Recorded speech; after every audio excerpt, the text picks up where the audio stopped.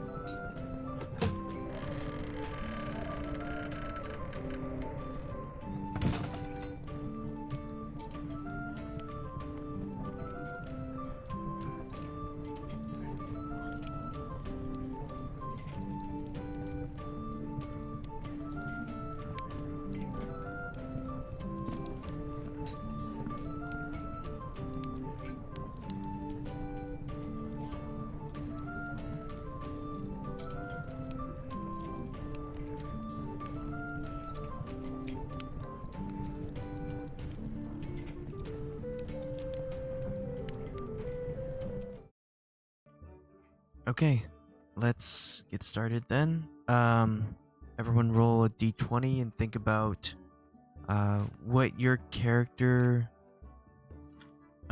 what is your character's favorite food, beverage, and or meal. Last time, while we were following the few, you ventured out of Silvery Moon and managed to trek your way across the hills, past several other travelers.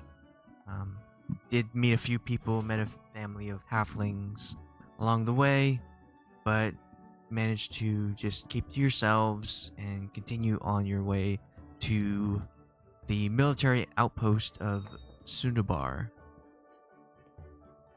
And there you were met with quite a surprise.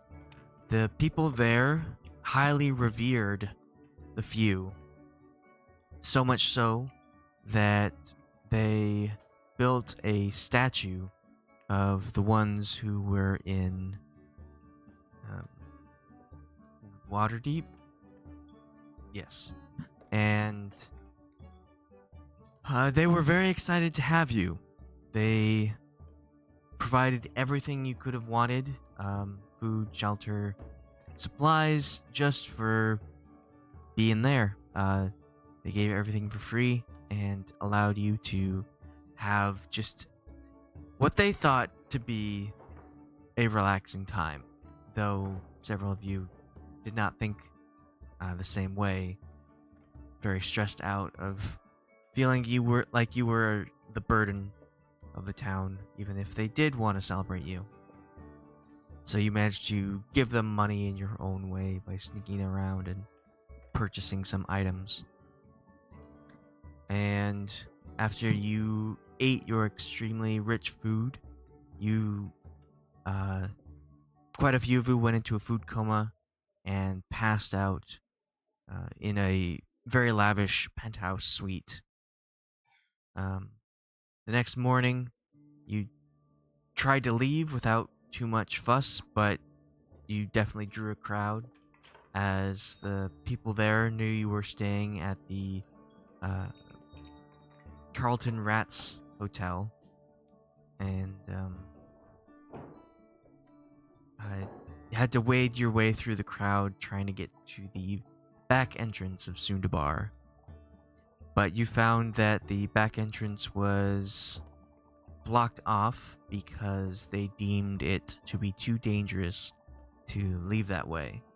The path to Azkor was not safe at all, and they didn't see any reason to have that path opened up, as Azkor had been long lost to the Anauroch Desert. So you managed to find your way up to a turret, and throw down some rope, and a couple of you did some fancy magic work to get yourselves down the side of the wall and the cliffside safely. And that is where we ended it last time. I'll have everyone else roll d20s if you can.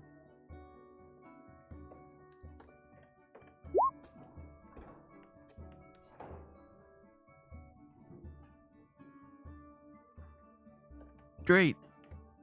We got some duplicates, but that's fine. So, Katla, what is your character's favorite food, beverage, and or meal?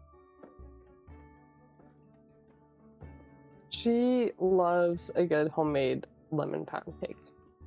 Just something that feels like it was made fresh. It's got like the homemade icing on it. Just something that just feels like a mother's love type of situation, or something you would serve. Yes.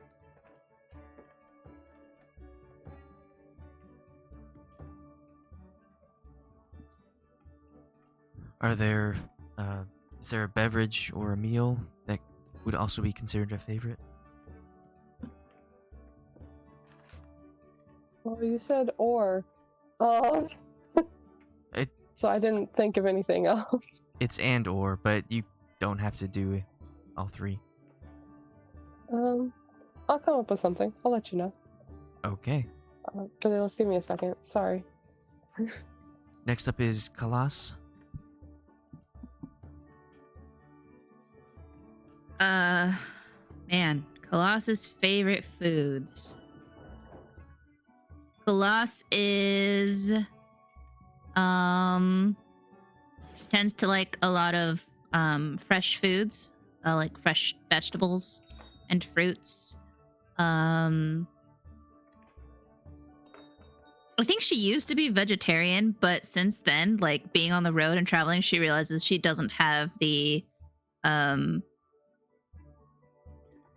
capability of being able to have that lifestyle and survive, especially when she's out in the wilderness. So she'll eat meat just to get that protein. Man, favorite food, favorite drink? Favorite drink, probably tea, just different kinds of tea, like herbal teas. And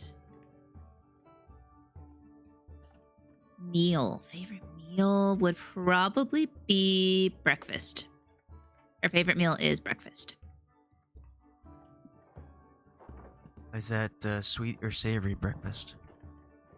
Sweet breakfast. She likes sweets.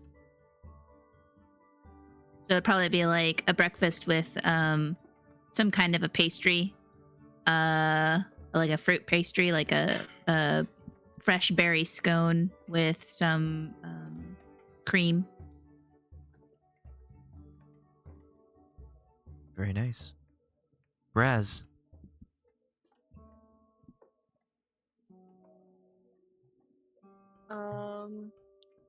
So Braz's favorite food would probably be like just plain grilled salmon. So the town she lived by had a stream, but they didn't get a lot of salmon in that one. It was mostly like cod and things like that, so they really liked getting it when they got it. And their favorite drink would actually be warmed cider.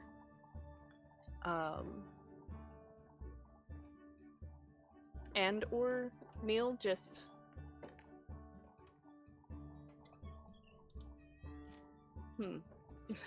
I read that like Maggie did too. I didn't see it as a extra. That's fine.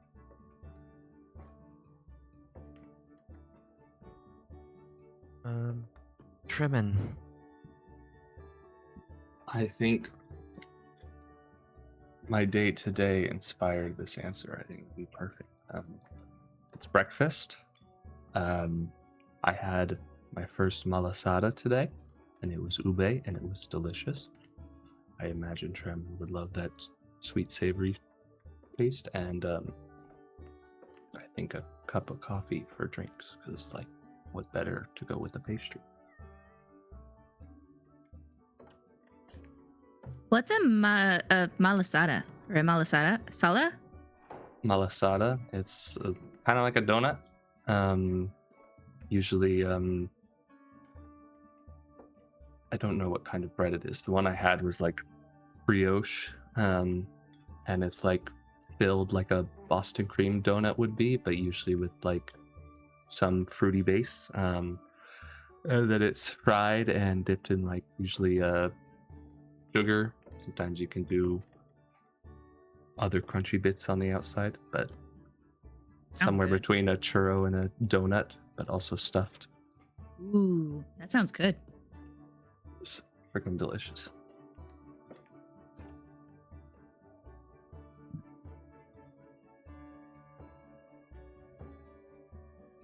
Guryev. Guryev likes a good, just muffin. Being in the desert for as long as he was, it's really not. Pastries and such are kind of hard to come by. And then just like a glass of milk. A simple thing.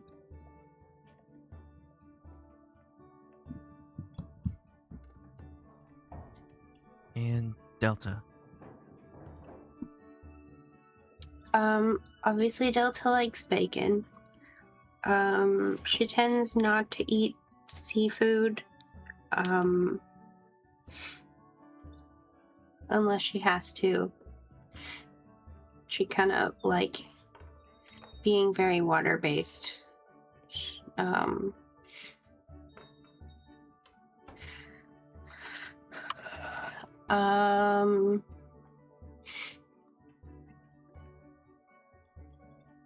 She likes baked goods and like savory things. So like she would have savory breakfast, as opposed to Khalas. And for drinks, anything she can make ice in. So things that are cold, iced tea, especially if it has fruit in it.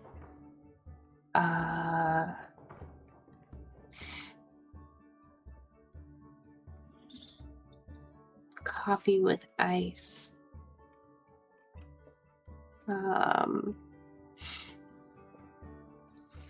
Fruit juice with ice. Yeah. Beef stew. Mm-hmm.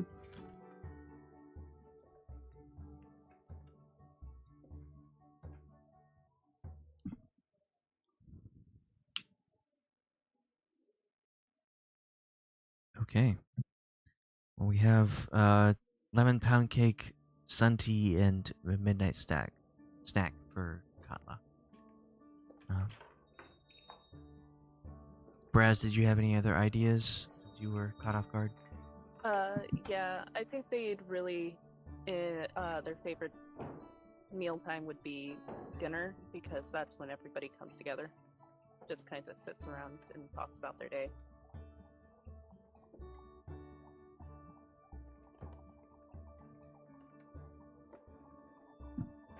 Okay. Brasz, the unexpected homebody.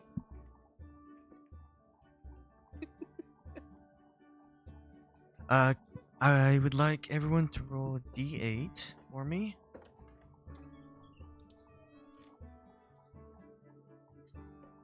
As you set off for the Anauroch Desert, you are traveling across this dry plain that is past the military outpost where all the paladins, clerics were. Unlike the path, the road leading up to this town, you see that it is much less well worn, less kept up with keeping people to travel here, since it is very unlikely that people will travel these lands anymore. The town of Asgore is no longer trading outpost, and the Anauroch Desert is not really somewhere that people would like to go. It has many dangers, both physical and magical. And so you head off in this direction. And while you are on your way, is there anything you'd like to do, just to talk to each other, or look for anything, or have some upkeep on any task? I would say, because I think I looked up like natural history type stuff in the direction that we're going, so Delta would be trying to like identify those things as we're going along, so like plants or animals or landform, landmark things, stuff like that, to kind of cement that knowledge in her brain. Okay. You can make a perception, investigation, or nature checks to kind of assert the surrounding area.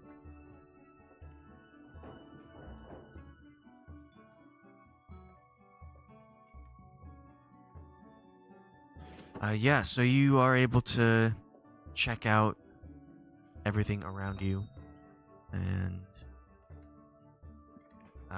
you see that while the area isn't that beaten, the beaten path isn't as beaten. You do notice that there are still signs of larger creatures wandering through these plains. It will take you a little bit to get through them, but you will know that, or you do know that there are other creatures wandering this area.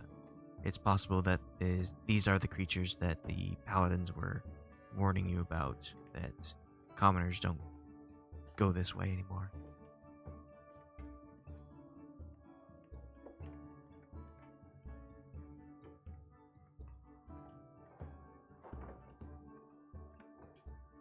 Anyone else?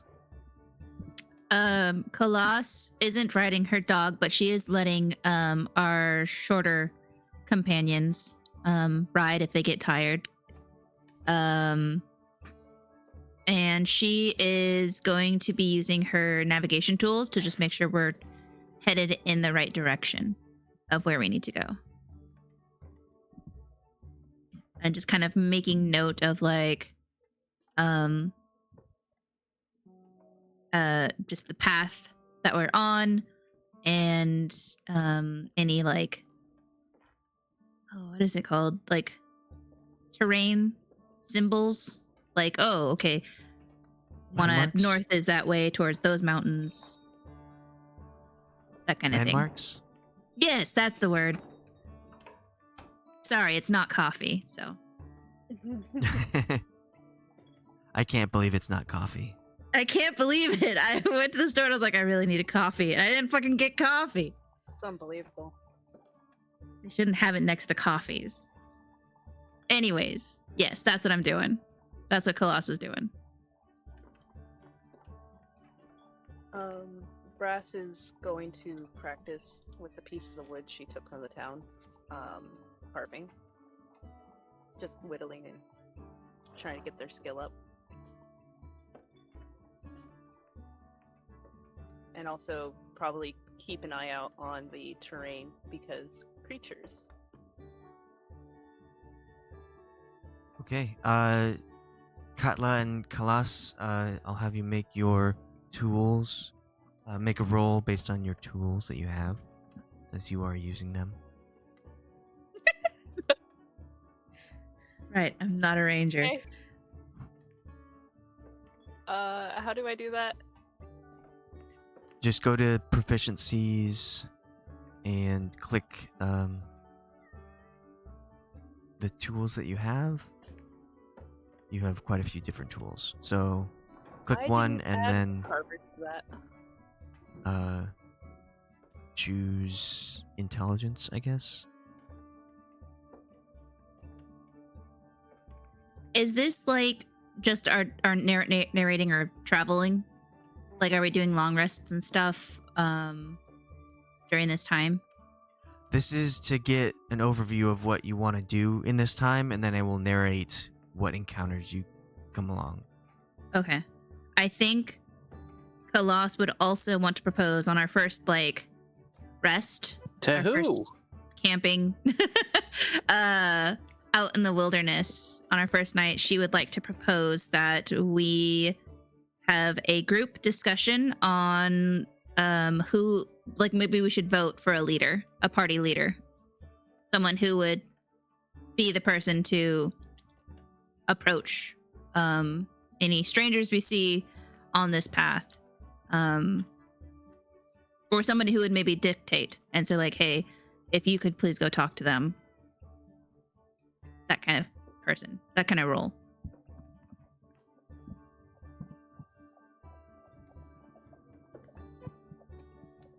You mean somebody with a high charisma? I nominate not Mr. Grumpy. Who's Mr. Grumpy? Can I anti-nominate? Do not let Brasz do it. I'm Mr. Grumpy? Mr. Sourpuss. You're Mr. Man of Few Words. Doesn't mean they aren't effective.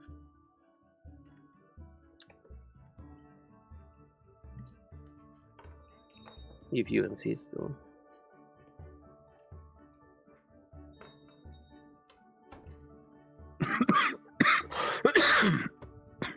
Okay. Well, that was a good discussion about who to nominate. Wait, I have a question. Am I supposed to be practicing embroidery and shit as I do this, or is it just like a thing I do? Yeah, you need to Because I thought practice it- shit. Oh, so you were supposed to roll a tool, not a save? No, that was me. Oh, I hadn't said anything yet. You told me to roll something, and I was like, I don't know what you're talking about. oh, sorry. I thought you were the one trying to perfect, because Brasz is always tinkering with something, right? Yeah. So I thought that's So why. Brasz is trying to learn wood carving, and so I didn't put the tools in there though for some reason, so I didn't Okay. have them to click on. Well, I don't think it would be a save. It Oh, would just be a that- check, oh. so it's just a +4 instead of 8. But that's fine.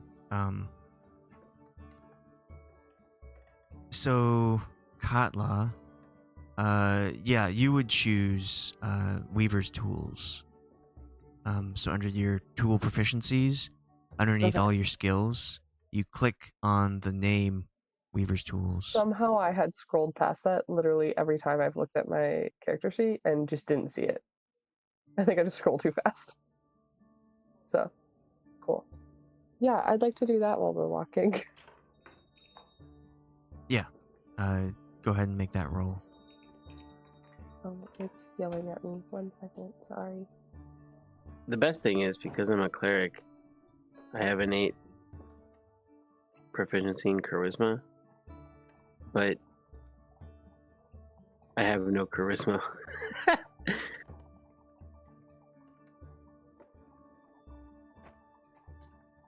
It just makes you a little bit better at that. So even though...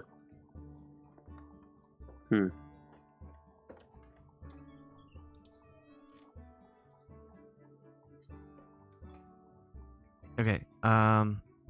So Brasz and Katla, you are slowly practicing your skills, getting a little bit better at them. What are you woodworking? What are you weaving? Specifically, it says weaver's tools because there's like nothing else to put there, but she's embroidering. All of her clothing is embroidered. So I think she's just working on like probably her new disguise set, probably just adding something to the hem of one of the tunics or something.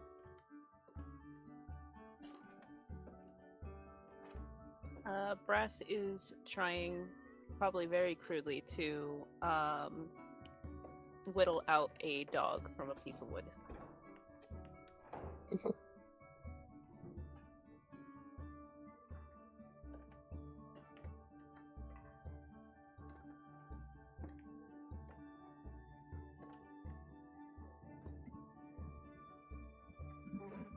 Okay. Does someone want to be the communicator for this group?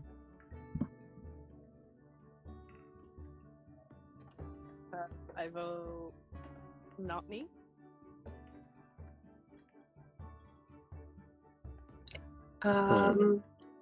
We can, I guess. There are more personable people, but Who has the highest charisma? I feel like the least impulsive person is myself.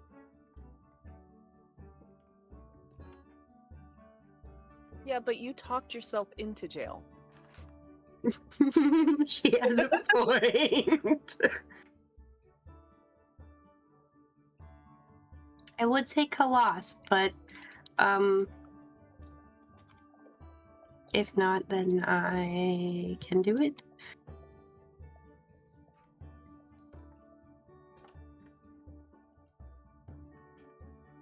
I think Maggie, does not have enough experience yet to be the leader of a group.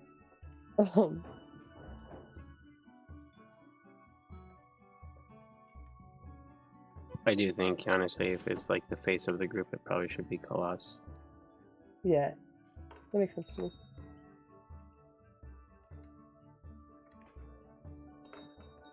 A person who cannot defend themselves because they are AFK. Good.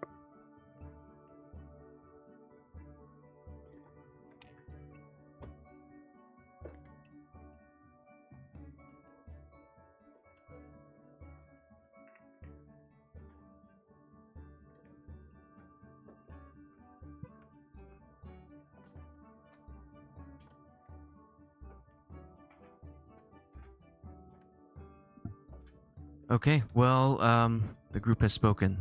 Khalas, when you get back, you are the face.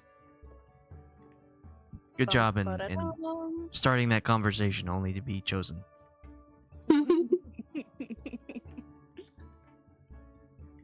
If she doesn't want it, then Guryev would step up. If he doesn't want it, then Guryev can, but yeah. I think if Guryev is our group leader, he needs supervision. That's because it's funny.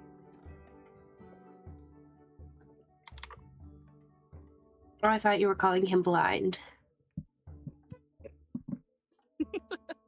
No, but apparently Justice is.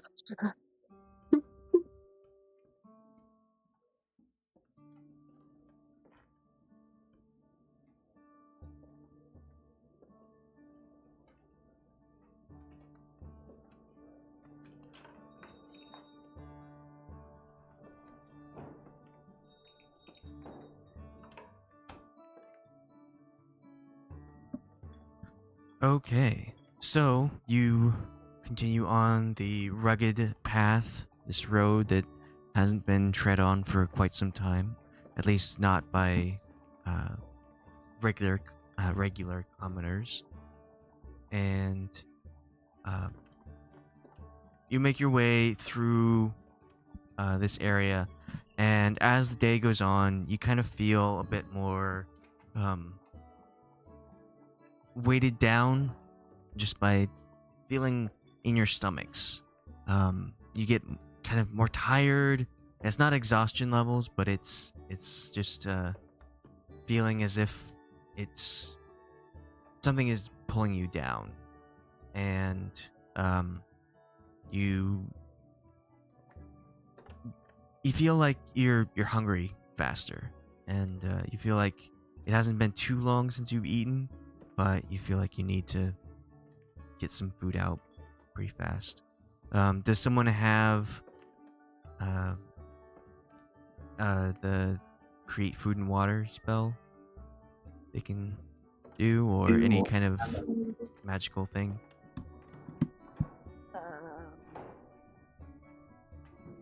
I can create water.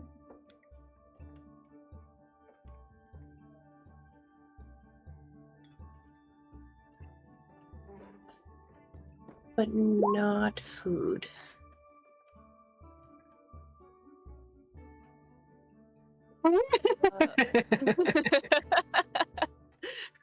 Yeah. Was it just because I wasn't here? No. It's because the rest of us didn't want it. Oh. Well, I feel like it has to be Yumi or Taylor, and I feel like you are the best choice. Yeah, there's a few of us who would not be good as the leader. Oh, okay. I mean, I would think Delta wouldn't be bad. No, I said, like, if Khalas doesn't want to, I can do it. I'll be your second in command. How about that? Okay.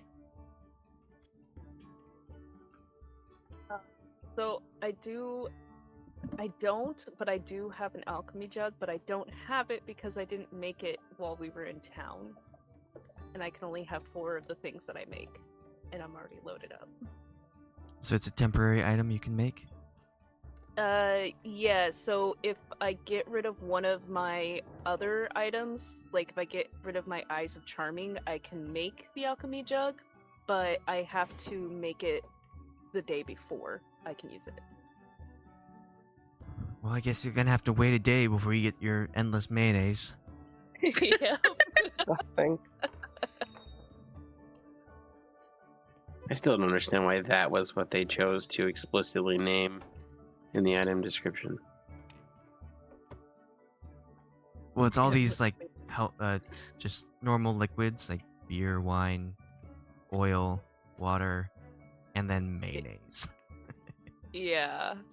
Mayonnaise you can make 2 gallons of, and only 8 ounces of acid, which I don't think that's an equal thing there. But I can also make a gallon of honey. You could make 4 gallons of beer. Yes, You could just live off of beer. Beer is liquid bread. it is liquid bread. You could just live off of it. I can also make 12 gallons of salt water. Well, why? What would be to die faster, but not as We're fast as the attacked poison? by an evil snail.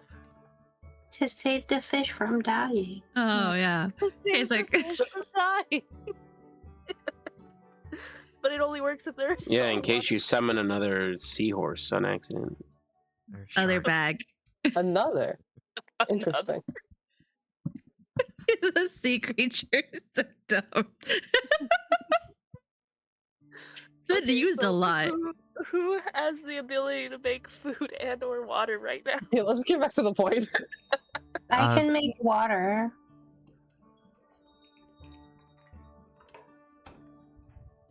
Well, you were able to make water.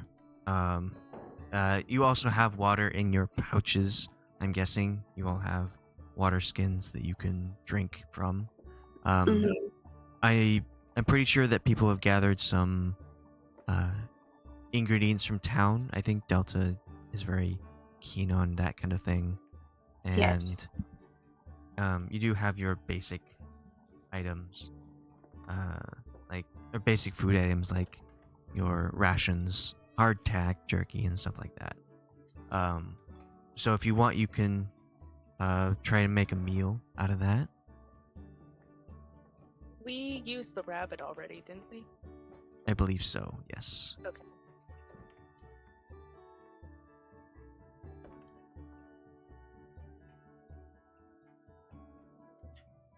Just gonna delete that out of my inventory. So yeah, your stomachs are rumbling quite a bit, and you feel like you need a meal pretty fast. It's hasn't even been a full day, and you still feel like you need a little bit extra. Do you sit down and start making food, or do you eat while you're walking?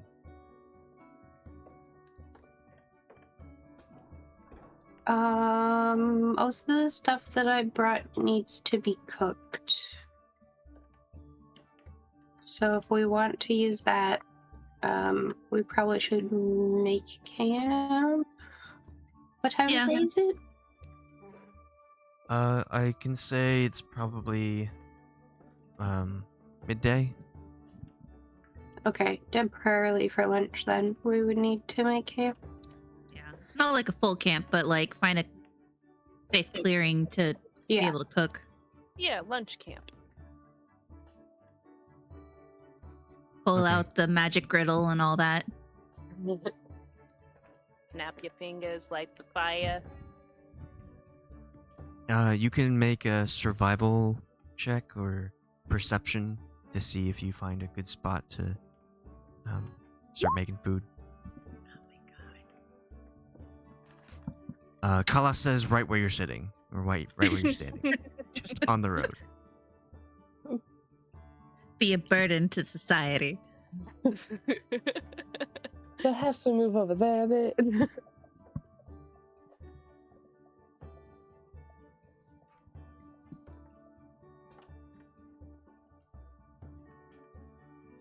Okay.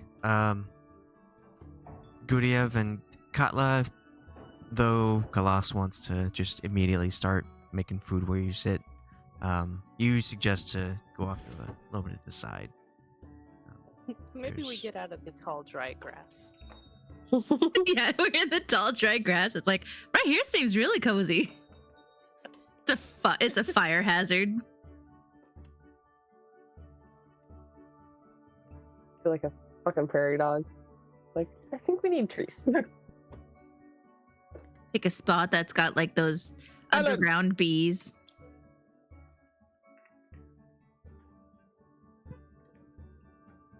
No ground bees, thanks. Yes, no ground bees. Okay, whomever is cooking, I want you to make a either intelligence or wisdom check.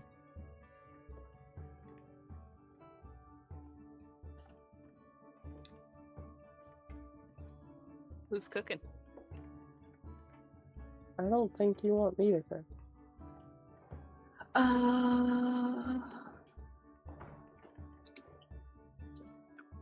Okay. Ta-da. Yeah, so Delta, you start making food. You light a fire and start cooking the items you have. You have your pan of bacon frying, various pots and whatnot of items that can start boiling water and cooking the items that you have, combining them into something that tastes pretty good.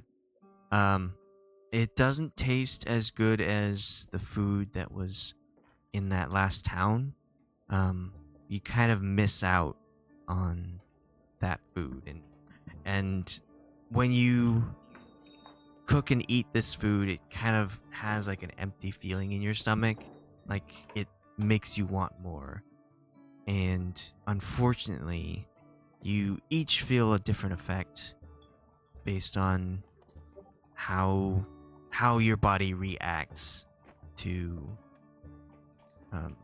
eating this food that isn't as good. It's still good, but it's not as good as the food you had before.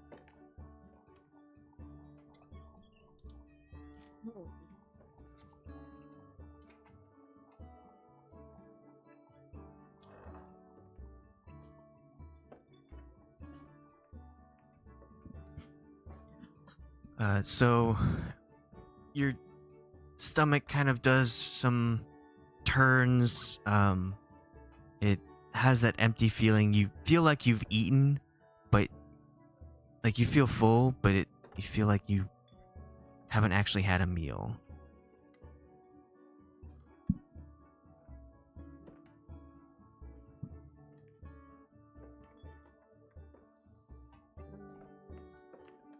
Was it like a lot of food that we cooked? Like what did you cook, Amanda? That's a great question.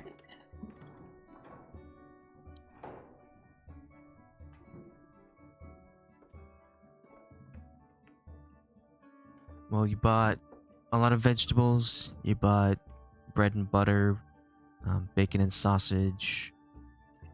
You bought some milk and some baking items like sugar, baking powder, and salt.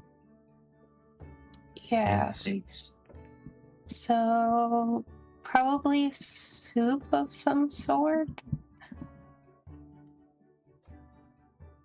So something that would be filling.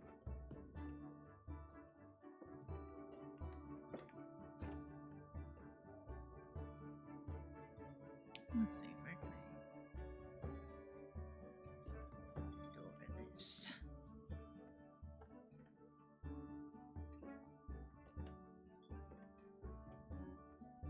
Okay, you can make vegetable soup with some bits of bacon if you want.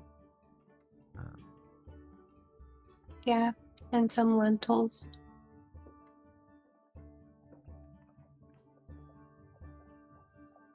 Do we find this suspicious? Or do we just think we're like extra hungry?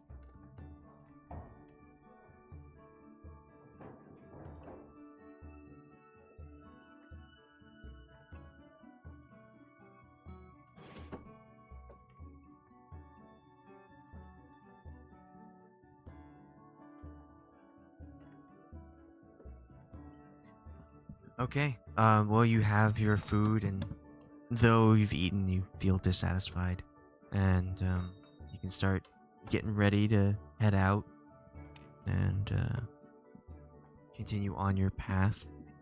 Maybe look for some extra ingredients that maybe will satisfy that urge, that feeling in your stomach. What would we need to roll to like maybe do foraging or hunting? Survival or nature. Okay. I'm gonna try and keep my eye out for like berries or something then on that note. Something similar, yeah. Something refreshing. I think Khalas would like to keep an eye out for any kind of prey. She does have a longbow. Just to be able to try and do some kind of hunting. And she has a thing. Let's see here. What thing do you have? Trying to find it. It's something for the survival paladin, where it's for wisdom survival checks. You can add a charisma mod, which mine is +4 to the check.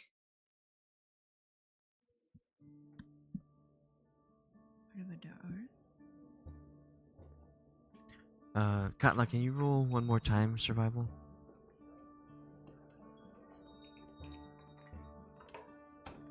Okay. Oh, fuck. Don't need. All right. Well, those around Katla kind of sense there's something. They not only hear the stomach, but also smell something about them. Maybe something isn't sitting as well as other people. But she goes out and attempts to catch some burrowing animal. It doesn't seem to be a lot of larger animals in this area. It's wide open plains. But you do manage to find, once again, rabbit in this area.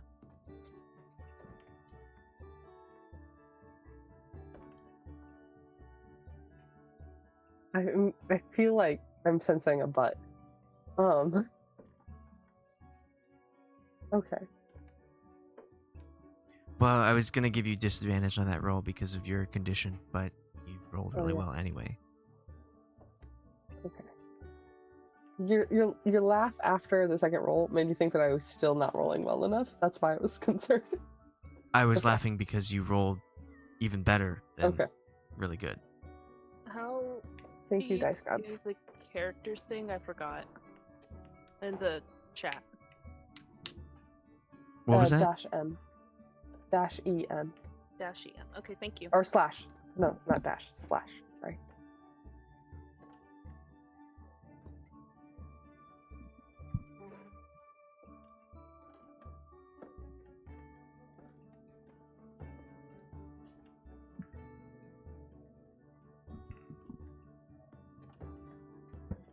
Okay. Well, you do manage to catch one rabbit.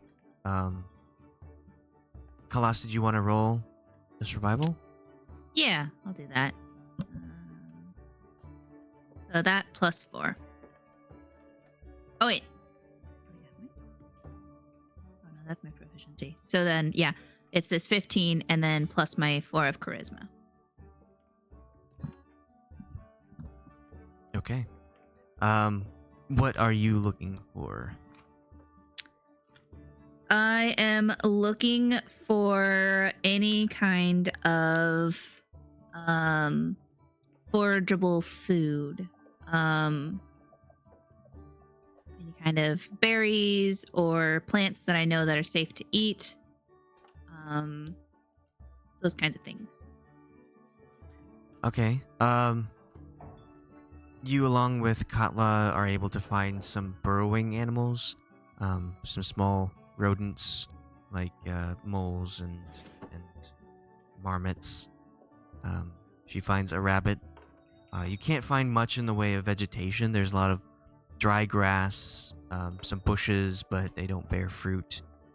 You find some trees, so you could eat the leaves if you want. You believe that they are not, or you believe they are edible, but you don't find much in the way of other kinds of food. Dang it.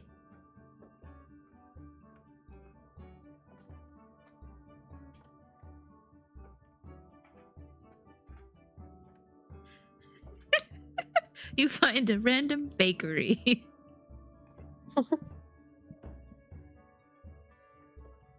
What's that? A butchery in the middle of nowhere? What luck?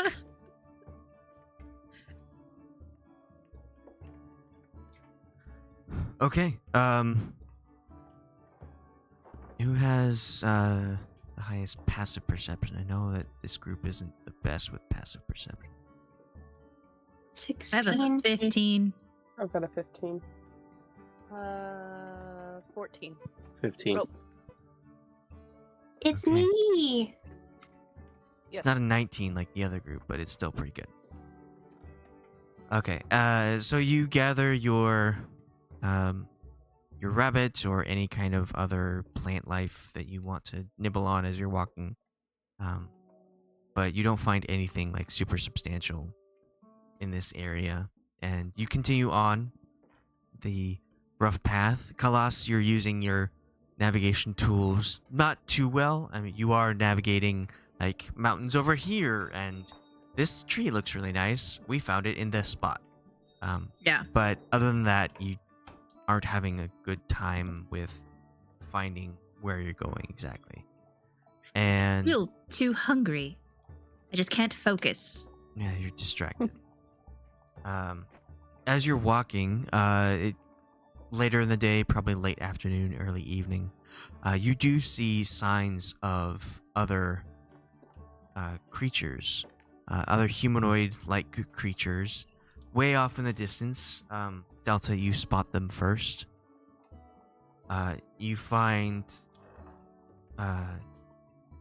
one of them towers above the rest.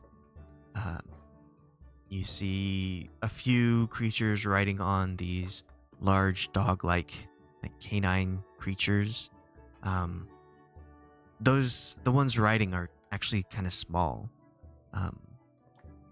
But there's one that towers over probably 10 to 15 feet tall. The others are normal, like 5 to 7 feet tall. And then on the larger canine-like creatures, you find a couple of smaller of these humanoid-like creatures riding.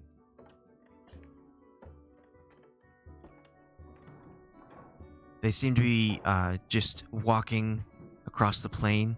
They don't have any kind of specific order, like they aren't walking in a line. They look to be just meandering in a direction.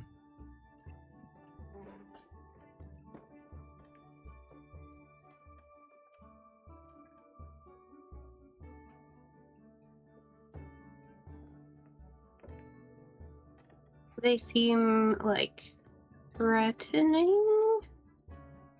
It's too far to tell at this point. You can get closer if you'd like.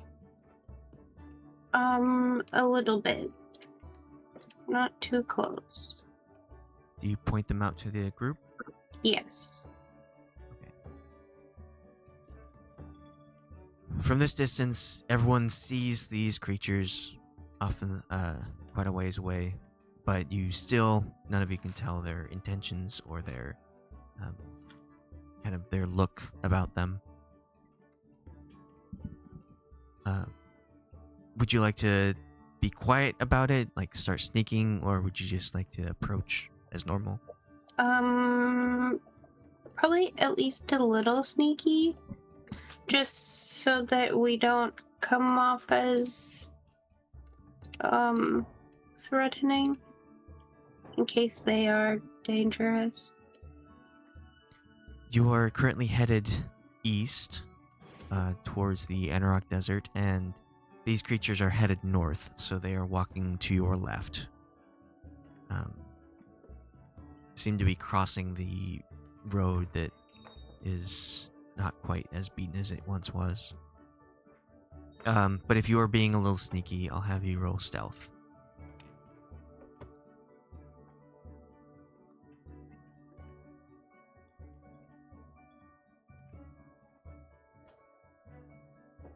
Is this just Delta, or is everyone else doing it?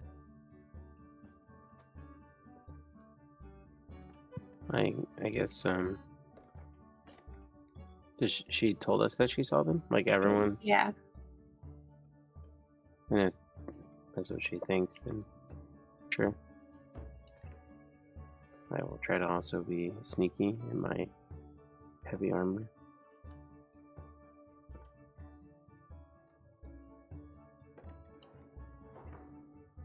As best as one can.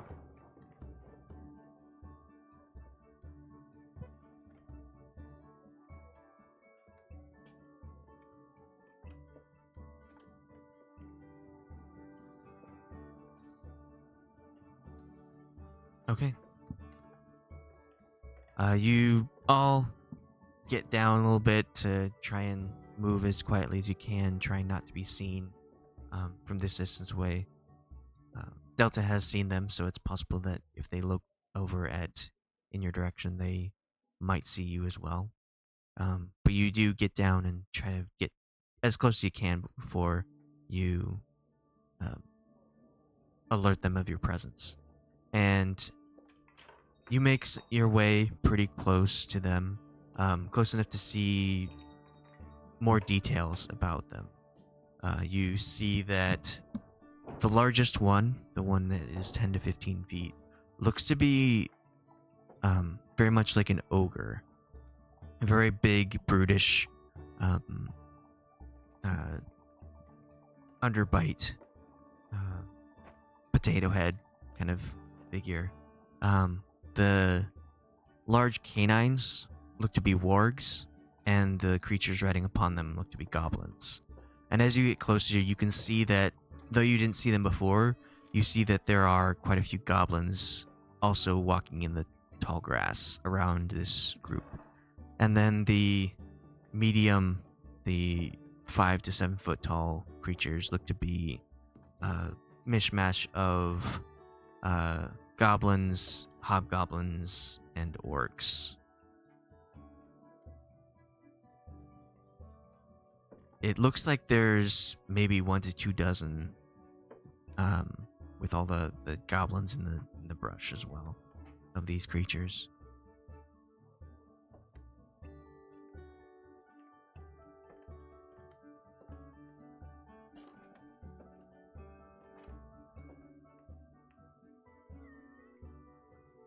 Y'all, I've been talking and I am so fucking muted. Sorry. Well, I can hear you now. I don't remember what I was saying before though, so it's too late. Sorry guys. Well, that's quite a lot ahead there. It sounds like maybe something we probably shouldn't mess with.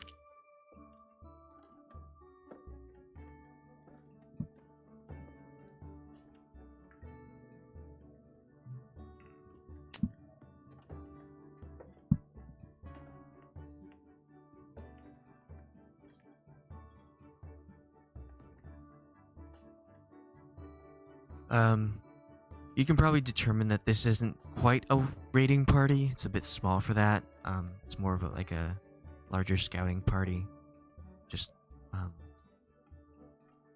scouting around this area. I want people to make a check to determine.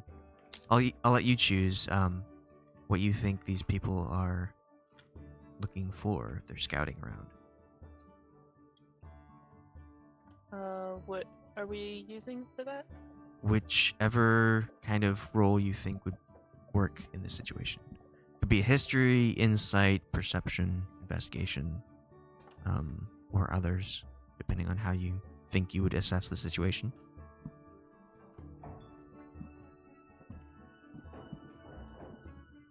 Brasz? Clueless. No idea. They're looking for a shiny thing, and that is it. Oh yeah, Delta, what language are you speaking to get this information across? Oh, wow. Oh boy.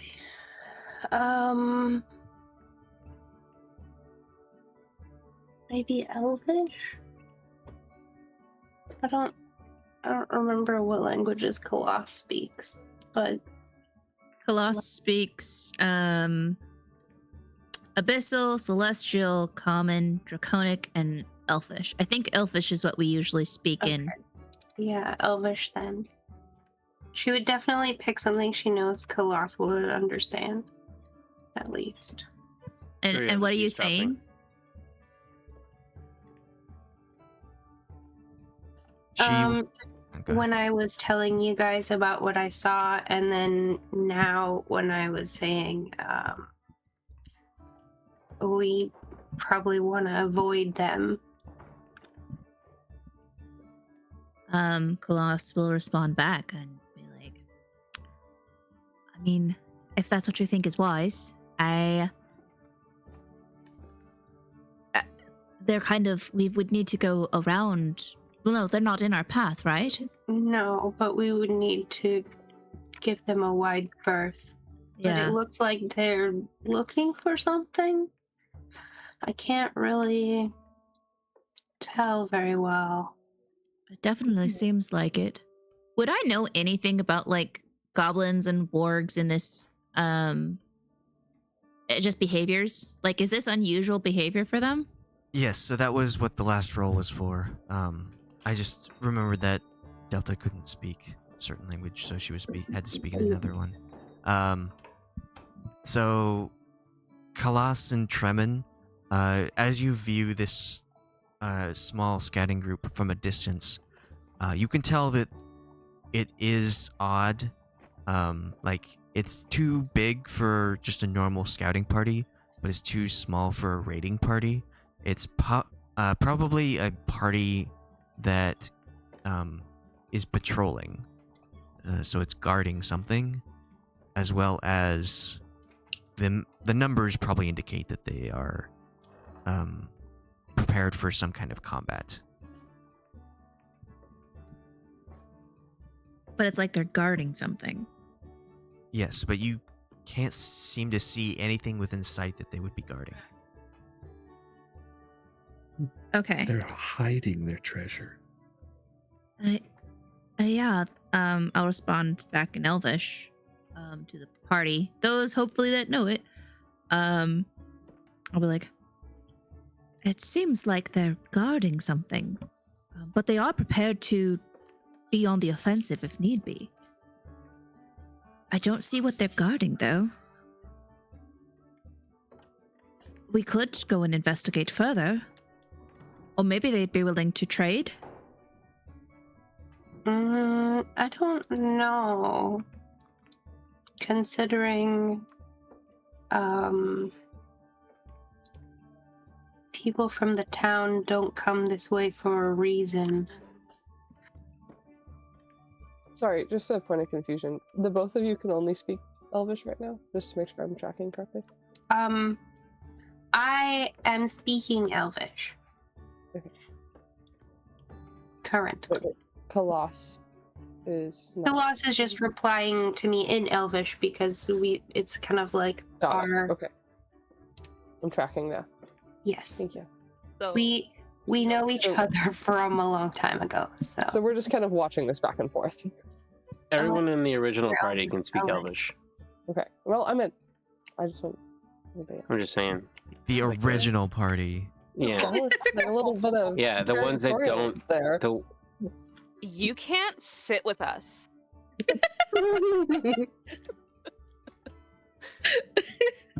On Wednesdays, we speak in Elvish. yeah, the ones that fucking appreciate when I do something nice for them. On Tuesdays, we wear pink. would you prefer I wear pink Draconic? every day, actually. Thank you. Or how about Primordial? Yeah, I could do primordial too. I feel like What I was the know a lot of option these before languages primordial? because Delta and Khalas grew up together. And they speak their own made-up gibberish twin language. Yeah, between the two. Between Elvish, Common, and Primordial, we're just speaking our own language. It's like Spanglish.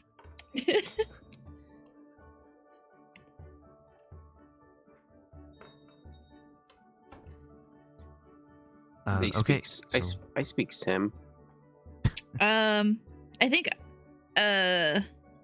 based off what Delta says, Delta doesn't want to fight these guys, doesn't think it's a good idea. So I will go with her lead. Delta, I'll do whatever you want to do.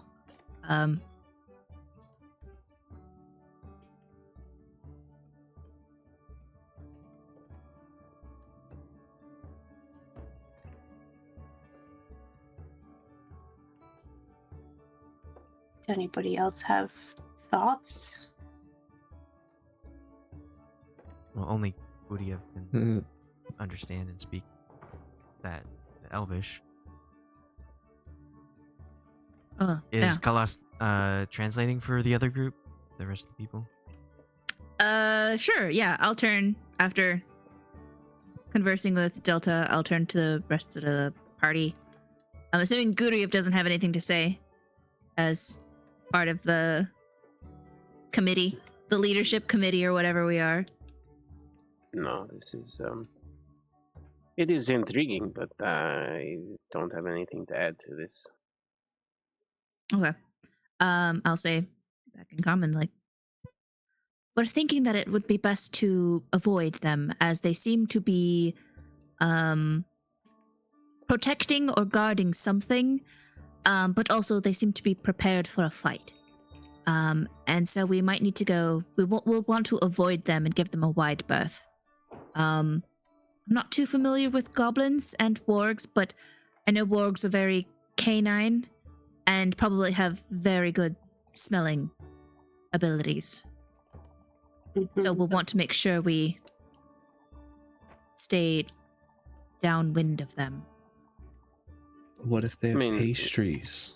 We could ask the other goblin what they are doing, you know? Unfortunately, I do think I agree with the wide berth there. Brasz doesn't have too much familiarity with goblin culture. She was a bit of a street rat, yes? Is that like a... You deferring to her? You're saying, yes, I have it right, or... No, I was saying, as in, you understand, she didn't have a mom that was a goblin. It was a Sure. sort of abandoned on the street sort of thing. How far are you in our lessons of goblin speech?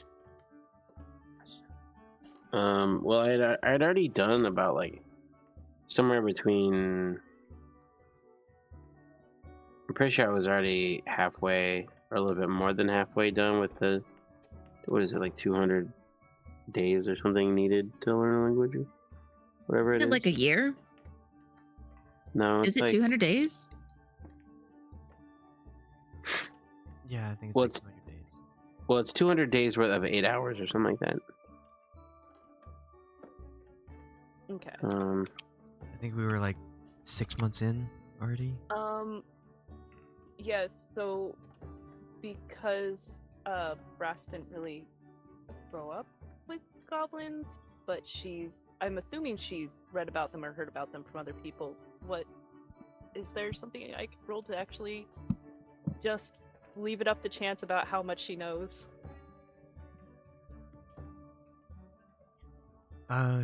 You can roll history with advantage. Alright.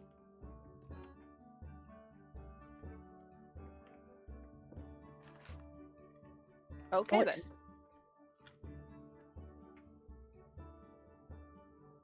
So what is it you're trying to determine?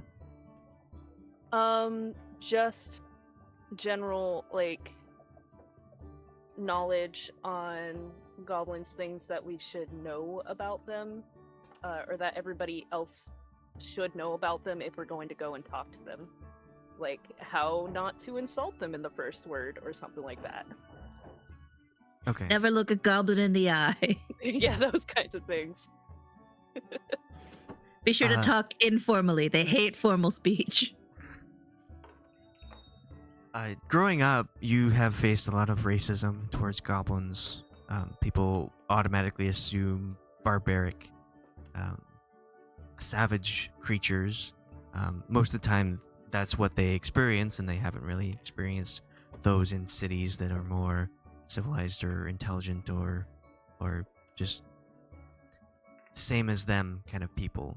And so, you grew up knowing that possibly the ones in the wild are not as friendly, more hostile towards people who aren't goblinoid like race.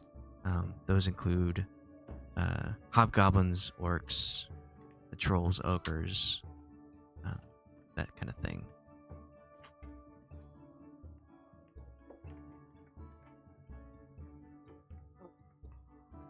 Okay. She's Brass is gesturing, just writing a writing gesture to everybody now, because Katla has nothing for her, and she's getting increasingly frustrated. Does anyone have ink and Guryev quill and understands like parchment? a couple of your words though, so you could try just talking to him. She's basically just asking, does anybody have a piece of paper? Pen? Circle? But to everybody else, it probably just sounds like a bunch of growls and high-pitched, just noises.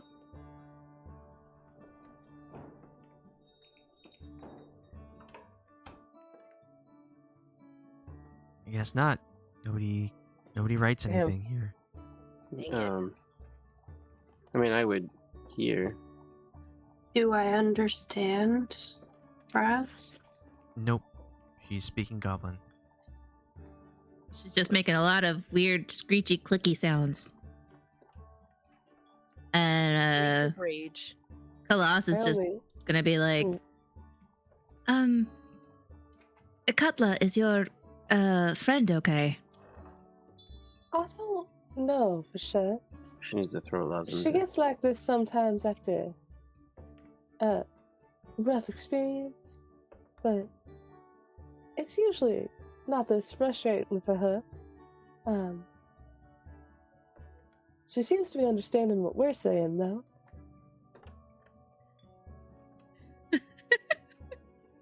Oh no. Okay. Khalas is gonna get down on her Taylor's not knees. understanding any of it. Yeah, is Taylor not understanding the goblin? Or broken speech? I mean, I said I would try. I don't know. Can you make an intelligence check? See if you can pick up on bits and pieces. Yeah, you can understand like pen and paper and frustrated.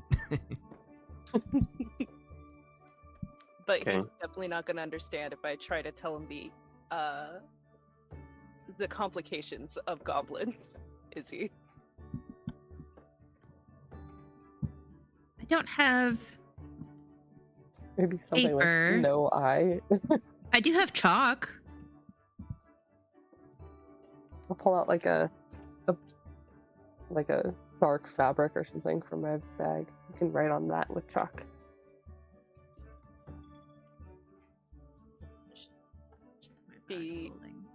Are you offering these Oh, I things do. to her? Oh, I have a quill and pen, but I have no paper. Dang. Damn. Why do you have a quill and pen? Seems but kind no of useless. paper?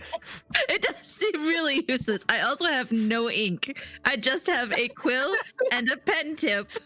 That's a stab. No ink. That's No- the only reason for it. Is to stab people. It's one of those like the fucking blood quill from Yes, I Harry have Potter. ink Yeah. and parchment. If somebody says it so that I can hear. Or understand, I guess. Khalas is going to get down on her knees. You know, like when you bend down to talk to like a kid to get on their eye level. Or maybe some servers will do that when they approach a table and they get down low. And they're like, hey, you seem really upset. I'm really sorry about that. Are you having a hard time communicating? Can you try and like draw on the dirt what you need? I don't know if these goblins are making you upset or something. I don't know if that's like Alita, I think you're that's offended stupid. or something.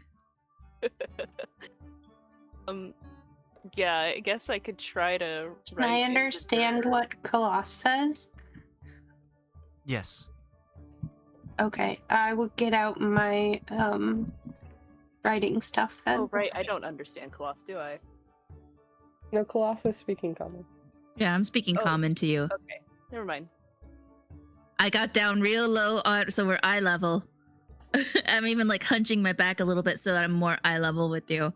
She's like And crossing her arms and just glaring at you. I'm like doing the hand gestures of like I have my palm out and then my other hand, and I was just like writing on my hand to be like, do you need something to write with?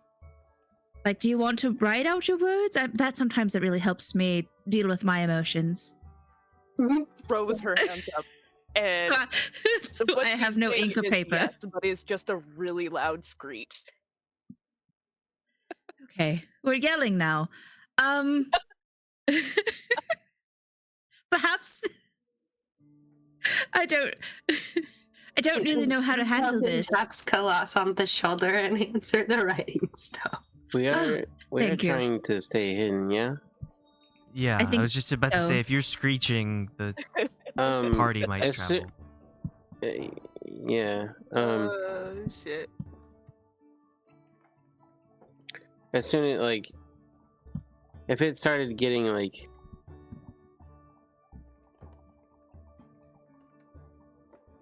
Are you going to grab the screeching goblin? no, I was casting silence.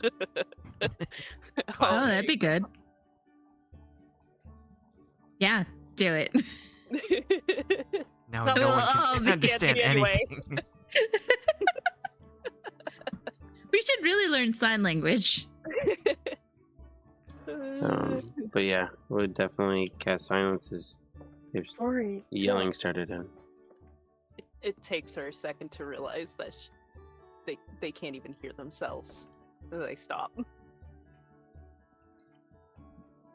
Khalas will take the paper and pen from Delta and like bow her head like in thanks, and then we'll hand it to Brasz. Brasz will grab the paper, try not to rip it, but obviously still very frustrated, and grabs the pen and starts writing down what they think would be the most important things for them to know, like how they're probably going to be more harsh than other goblins that they've met, or like, hey, maybe not do this, but like as a list, like bullet points.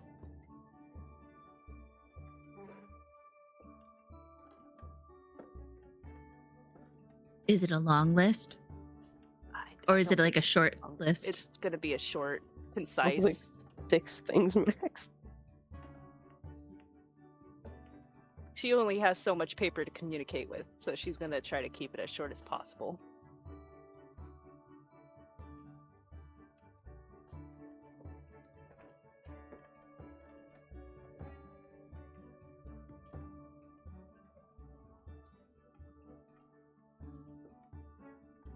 Do I have to roll something for that, or?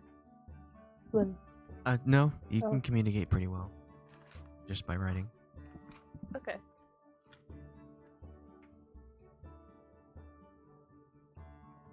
Right. Well, I still think our best bet is probably to give them a wide berth.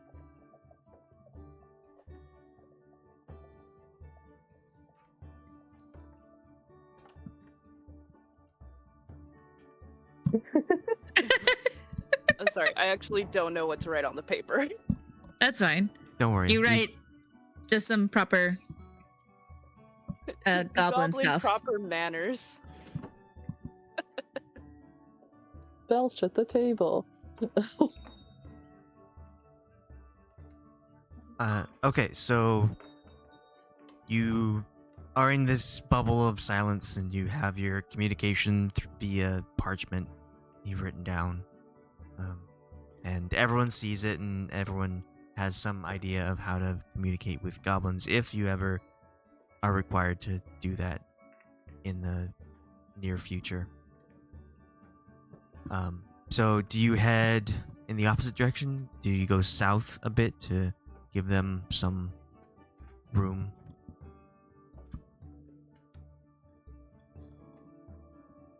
I think so.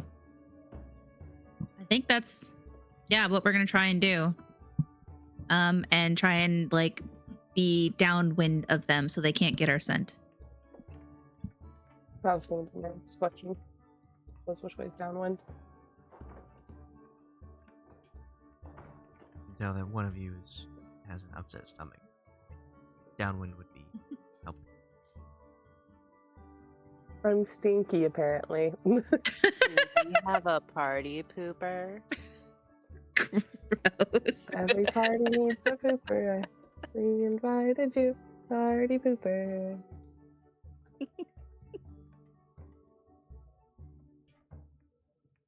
Okay, so I'll use those stealth rolls from before, and I'll have you just stay low, try and keep in the tall grass, and move down south, more out of their line of sight. And you continue on, sort of southeast, away from the once was road, and as you continue on for maybe 15 minutes, Delta and Brasz, you start to feel some tingle in the air, like a little bit of electricity kind of feeling. Your hair gets a tiny bit frizzy. And you both can tell there's some magic in the air, though you can't immediately see anything.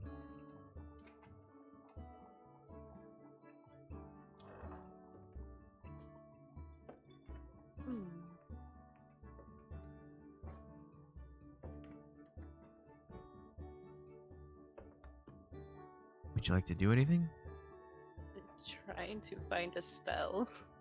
I'm just being reading. Yes. Well, I don't know how helpful that would be. I don't know if detect magic would be very helpful, considering I am automatically detecting the magic. Yeah, it would be like, oh, it's in the air, all around you. I rolled Arcana instead. Oh, that's well, smart. Detect magic would tell you what kind of magic it is. True. And in the direction it would be.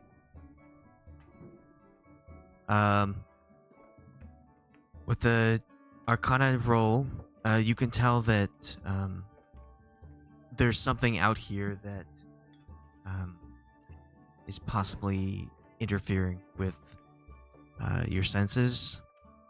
It probably will have to cast Detect Magic if you want to learn the exact properties. Okay.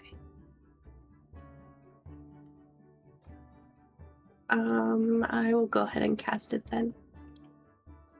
Okay. As quietly as you can, you cast Detect Magic. And you very much feel and see, not too far away, it says 30 feet, roughly 20 feet to the southeast, the direction you were continuing. You can tell that there is a large amount of illusion magic directly in front of you.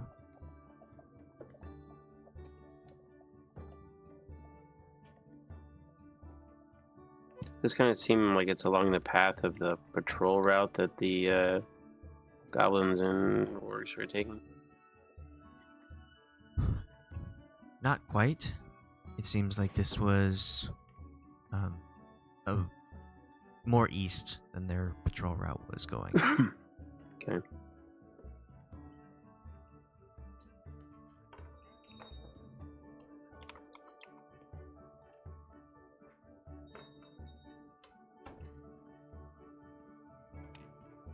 Very, very interesting. Would you like to do? I think maybe this is not a smart direction to go.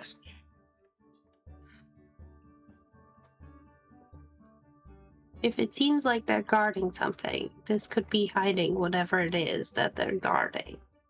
We could be walking straight up to their city. Could be. Or it could be something that they're looking for, but they just can't remember where it is. Mm-hmm. I mean, can we tell? We're not going to know about what it is unless we go and investigate. How far ahead of us? Roughly 20 feet. 20 feet. Cool. Oh, well, we're past the point of no return then. Let's go investigate. We're Yay. goddamn adventurers. We're heroes. We shouldn't be afraid of just a little bit of illusion. Let's go and investigate. That's Paris, baby. Okay. So you continue on forward towards whatever illusion magic that is. And as you're walking, in front of you, you just see the plains, just the grass, fields, this open plain, mountains in the distance.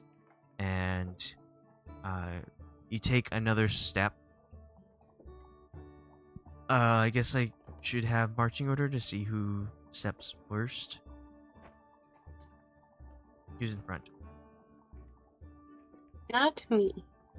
I'll be in front. Well, I'm Squish. wouldn't you know where the field is, though?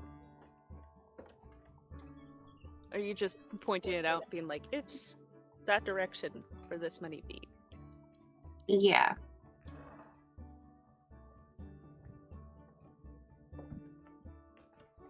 Okay. Khalas takes first couple steps forward, and with one step, a brand new image appears directly in front of you, as if you were walking through some sort of veil.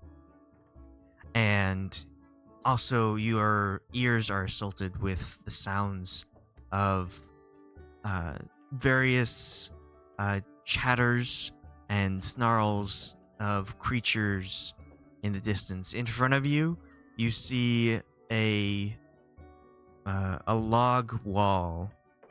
So the wall that you make out of logs and barricade with the sharpened tips. I don't remember what that's called.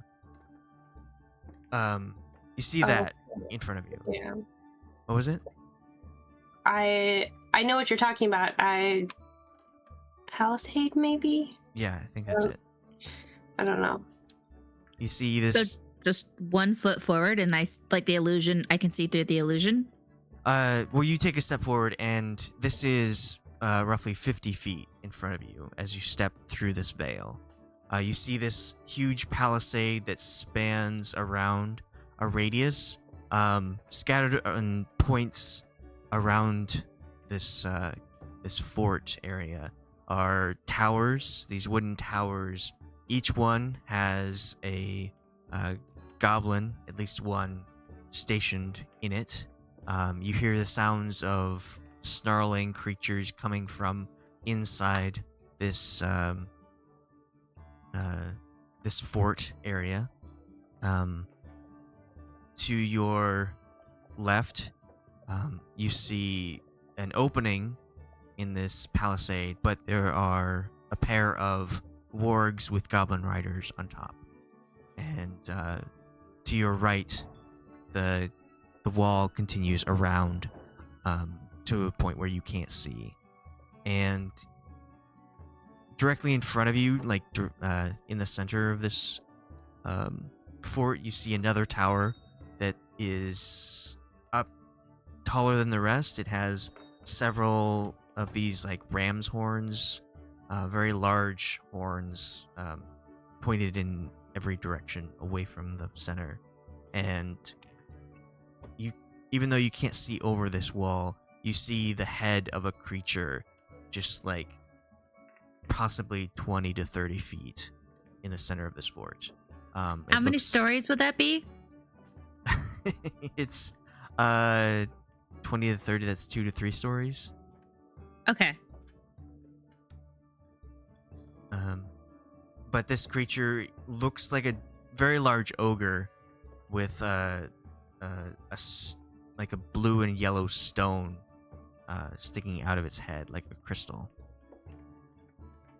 But you can't see over the top of this palisade inside.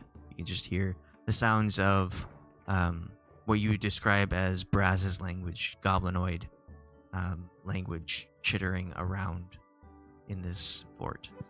So basically, we just wandered into the plains biome. Yeah. So as soon as I take a step forward and my brain processes all of this, I immediately take a step back to where the rest of the party was. And I say, we should go a different way. I don't think we want to mess with this. We investigated. It's good. Let's go deal with the smaller group. Or none of the groups. As soon as you step back through the veil again, you are just hear the sounds of birds chirping. Silence. It seems like this is also blocking sound as well as sight. Wow, very elaborate. Is it possible for one of our more magically inclined people to be able to tell if it's blocking vision out or if it's only blocking our vision of it? Because we're only 50 feet away. That sounds like they can still see us. And that makes Maggie nervous. You'll have to go into the field to see if you can see out of it. I mean, maybe they want to trade. We have a goblin. They might. We're trading our That's- goblin. That was a massive amount of, a lot of goblins, a lot of creatures, a lot of wargs, and a giant 3-story sized ogre. I don't think we want to deal with that. Hey, Well, how far are we from the other Oh. town? How far did we get? This is most of a day's travel. Okay.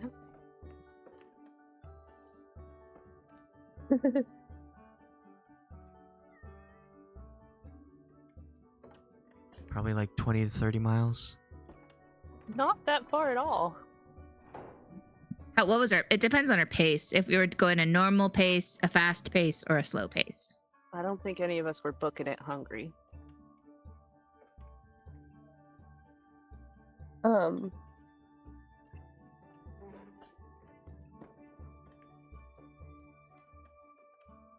So we've probably So- traveled somewhere around 18 miles to 24 miles in that range.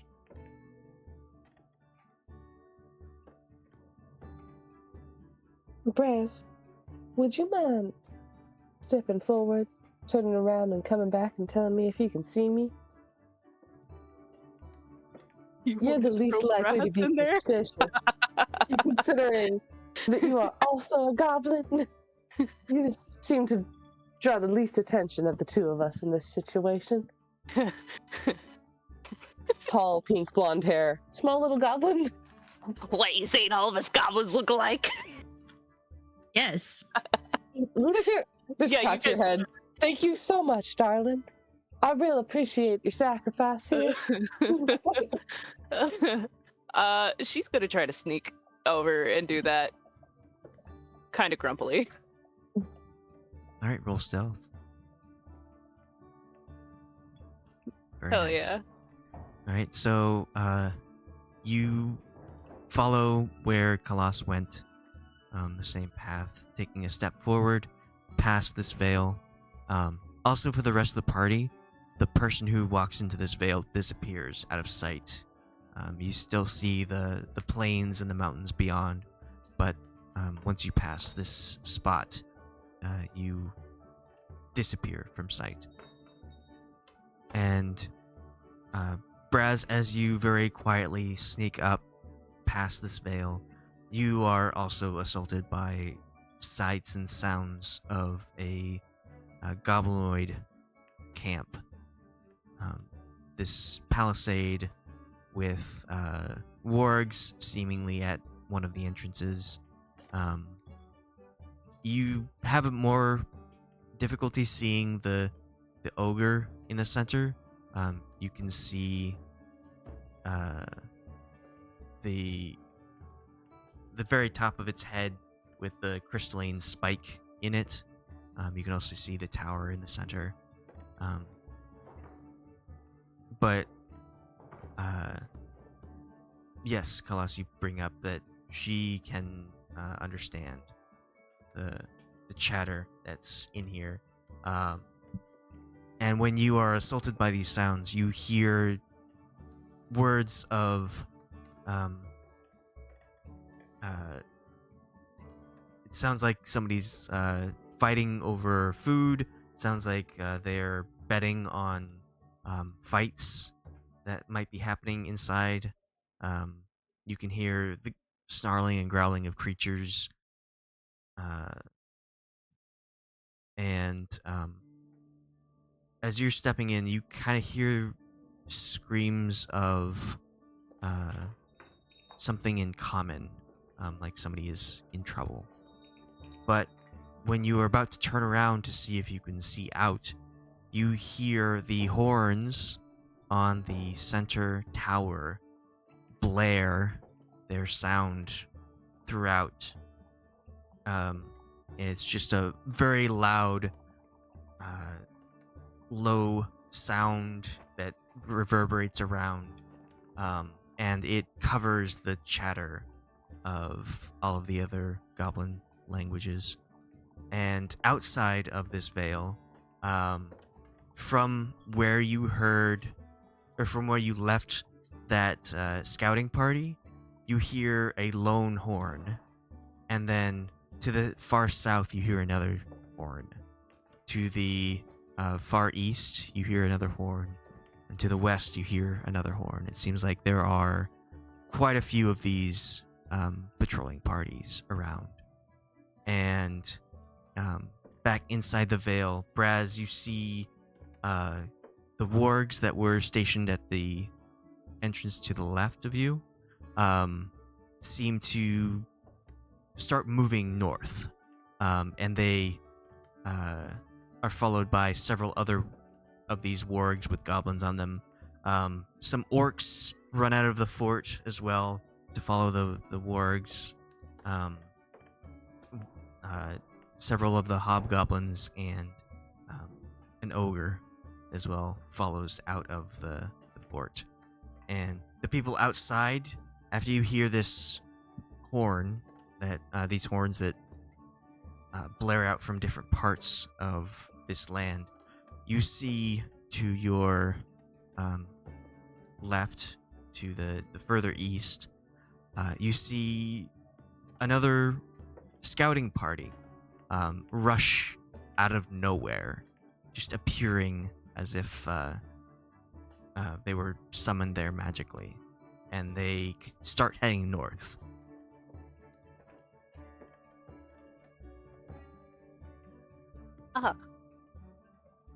North is where we are, or? You are northwest of this camp.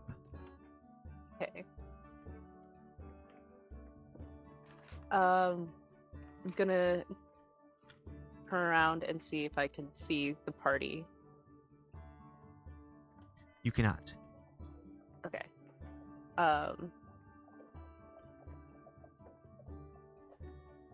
She's just gonna sneak on out of there, and go back to the party. and write down on a piece of paper, can't see through large party heading north.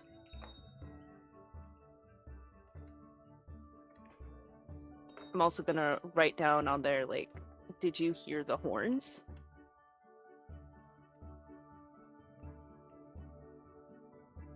I'll like read it and then share it with everybody. Wait, I thought we saw the party heading north. You did. Right. But there's also that. Okay. But at least we've got a bit of time since they can't see us right now. I was just worried that we'd kind of already shot ourselves in the foot there, and I didn't want us to be sitting ducks. Oh, and as if she's just remembering something, she holds up her hand and says, wait. Writes down, heard someone in distress. Speak common.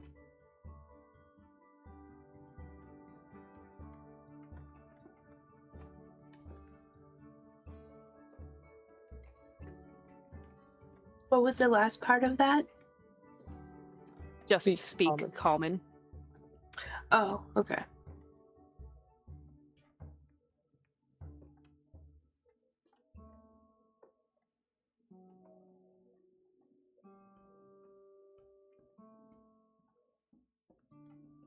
Thoughts, feelings, prayers?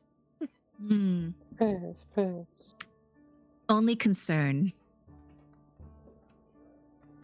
Good concerns.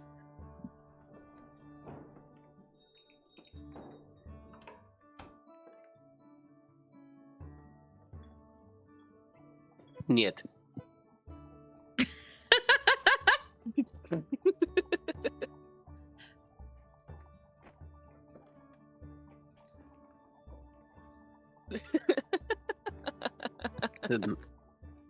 That might be like the only Elvish she picked up so far. Yet. Yeah.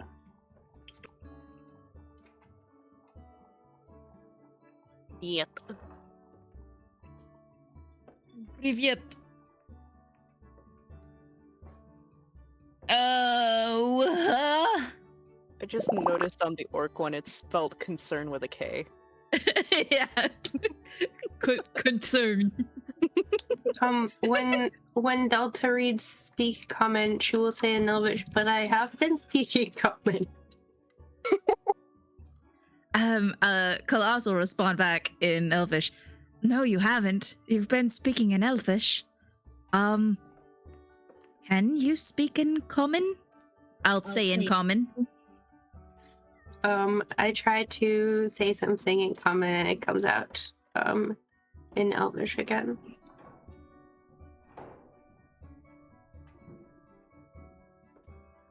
Something's wrong, right? Is everyone else feeling that? It would seem so. I do believe that's right. Brasz has never been stuck in Goblin this long, and I don't feel very well. Exactly how do you not feel well? Elaborate more on that. I feel a bit like I'm being stabbed or punched repeatedly in the stomach.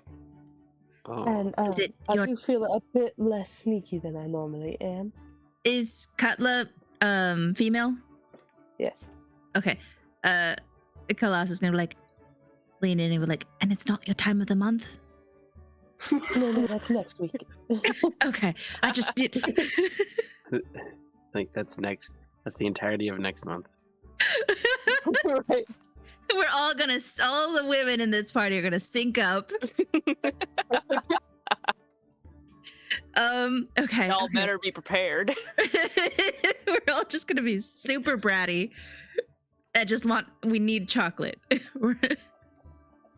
Bitchy at this point. Yeah.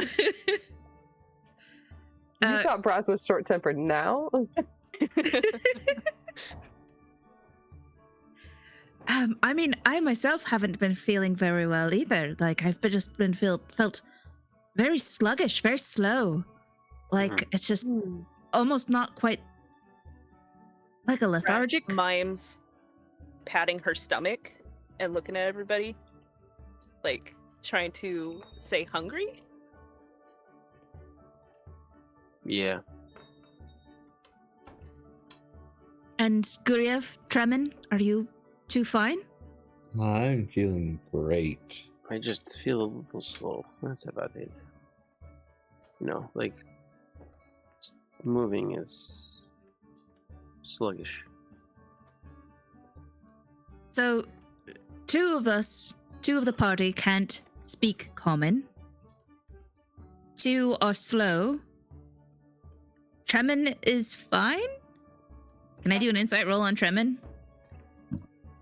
You can always do an insight roll on Tremen. Great. 8. Tremen has been touching the grass for an alarmingly long amount of time and seems so obsessed with it. Okay, Tremen seems fine. Do I suspect anything wrong with Tremen with that roll? Do you care? I think that's With the passive perception, you probably notice that Tremen's pupils are very dilated. And that's not normal, right? no. That's not like I don't. Okay. So slowed, Just gonna wave forgot a a hand language, very slowly in front of Tremen's high as eyes. shit. Got it. Yeah, he's just like, you guys ever just look at the sky? We have a drugged fairy on our hand. Yeah. High as a kite. Just glad he's fairy right now. Dealing with stomachache. Have we been poisoned? Does anyone have any kind of a cure, a lesser restoration? Ooh, I have lesser restoration. Why do I need it? I'll use lesser restoration on myself. All right, so you no longer feel sluggish. We were poisoned. The I'll bastards. use a lesser restoration. Celebrating. I'll use a lesser restoration on Delta. So while you no longer feel this ailment, you still feel that hunger, as if though you ate, it's you still feel as if you haven't eaten. It's Like I haven't eaten for like a day, or I haven't eaten for like 2 days. Since the night before, or the morning of today, I guess. The morning, Yeah, so I feel like I haven't eaten since this morning, since we left the town. Right. Didn't we eat breakfast though? Yeah. And lunch. And lunch, But, yeah. well, no, we had breakfast in the town, and then we had lunch on the road. Yeah. And breakfast was the last meal that we felt like we ate.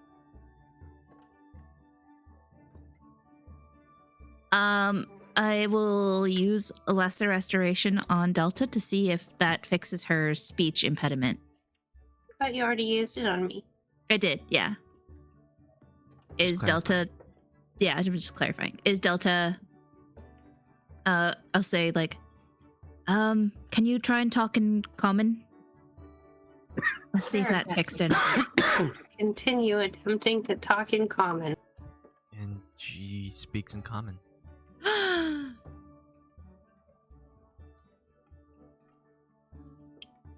Does anyone else have lesser restoration? I was gonna say, I don't think we want to be wasting your spells there. Yes, I do. I can use the staff Okay. for free, essentially. Brasz, do you have anything?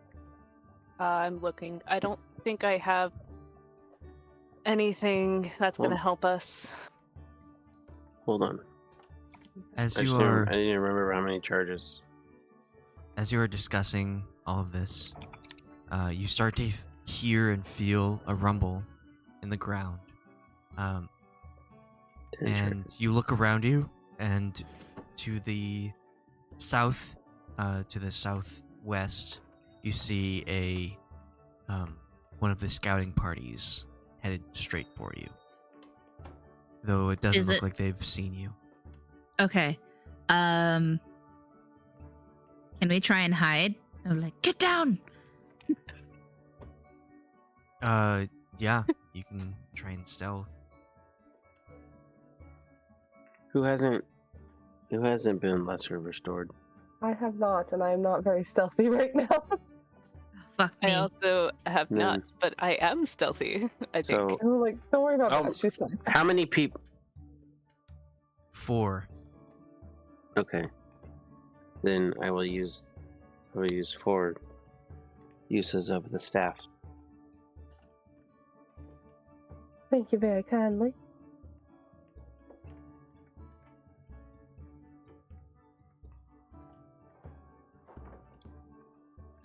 Are you?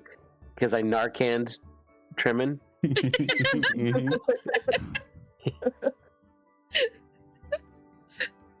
Is Tremen gonna experience withdrawals? Not if it's actually Narcan. Oh, good.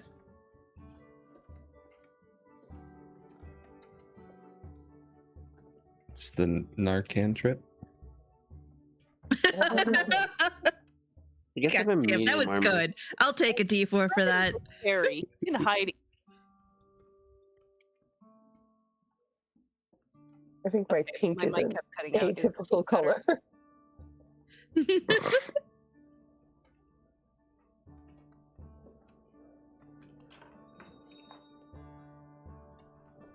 Delta, are you stealthing? Oh, yes. Hang on. She's standing there like a tree, because trees were there first. I mean, at this point, does it even matter? I rolled a 7. Oh, nice. She's the stealthiest of all of us. Hell yeah. So, Delta, you just become one with the grass, and you are so quiet, and you manage to hide yourself so well that Khalas and Katla both bump into you and fall to the ground on their butts, and manage to Go team. break some random branches around here, and it looks like you might get spotted if you stay here. Try and fucking move. I'll try and yeah, like before we crawl.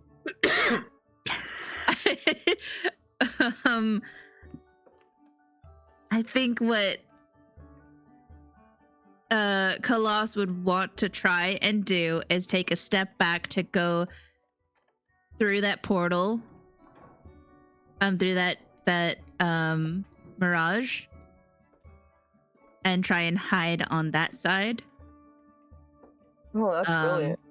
And then try and time it so that as I'm assuming they might be coming through this portal, this illusion, try and like go back to the other side. You know what I mean? Does that mean you have to make another stealth roll? Probably. Some more stealth rolls. I'm gonna Okay, follow. No, I don't want Khalas. to follow her except. I'll And then grab Katla with me. Okay, It's like, just drag me come with along. me. It'd slap you with invisibility. Yeah. It was a little better. Ah, fucking shit!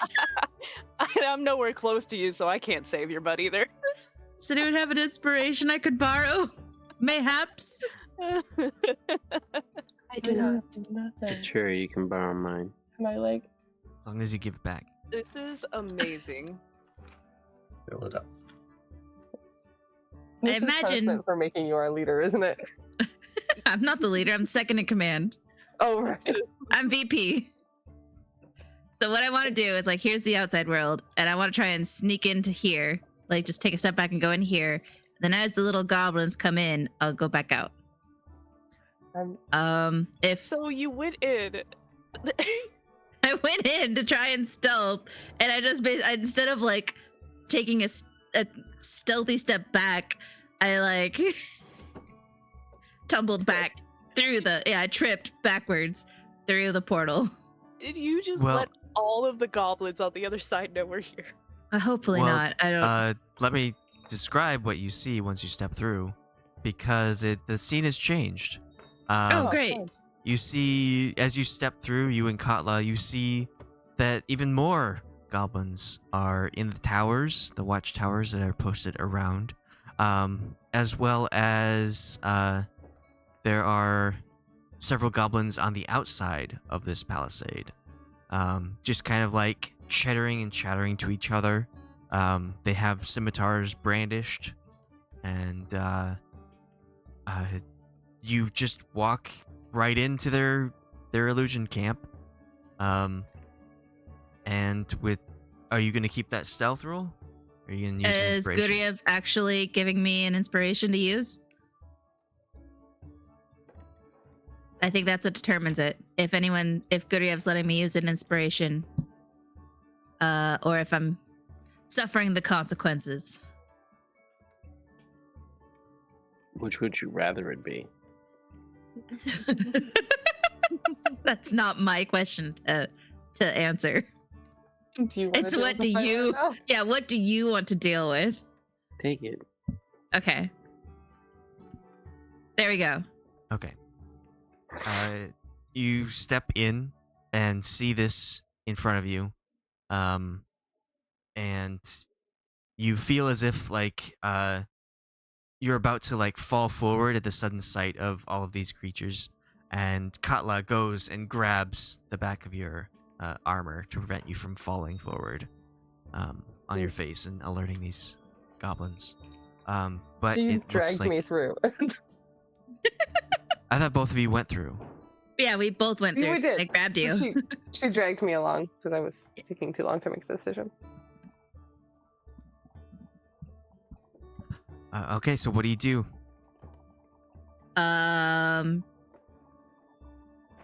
So we see this. Oh. There's nothing to hide through here, and just more goblins. I think we're gonna try and go back through quietly, or maybe I don't know. Did that?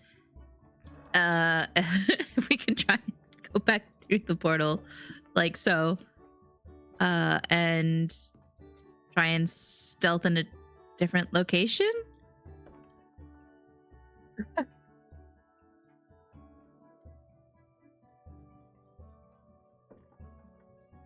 I have nothing to help with this.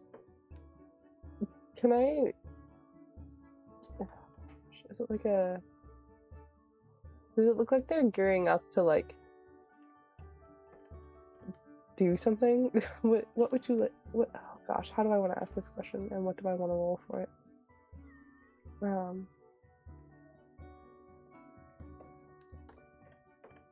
I don't know how to ask questions, so I don't care enough. Okay.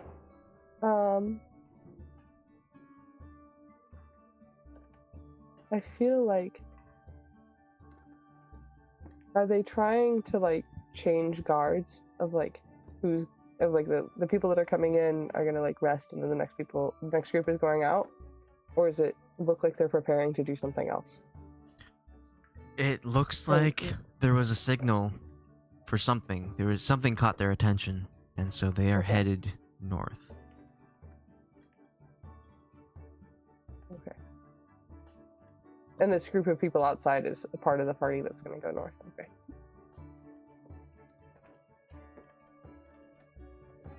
Cool. Yeah, I guess I'll just go back out.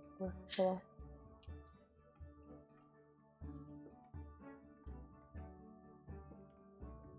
Trying not to attract any attention. Okay. Well, I will say that if you stay where you are, you will, like, they are headed straight towards you, even if they have not seen you yet. Yeah. So we're gonna try and go a I'm different so scared to. direction. Like maybe Which like direction? if we like go south a little further and then go out, Sure. Do a creepy little crawl. because their attention is northwards. Like, okay. I'm scared to hit the stealth button because those have not been fantastic rolls, and I'm just worried. All of my rolls have been shit today.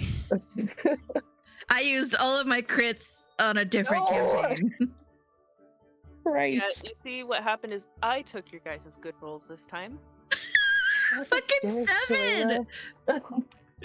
I've rolled 3 7s for stealth. Oh my god. Hey, All my 7. inspiration some back. countries. Do you think? Do you think the dice gods are mad at me because I bought new dice and I'm rolling on the computer?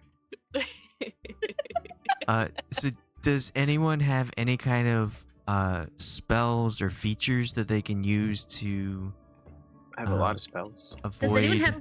Yeah. The Pass only without spell trace? I can Just become what? very large.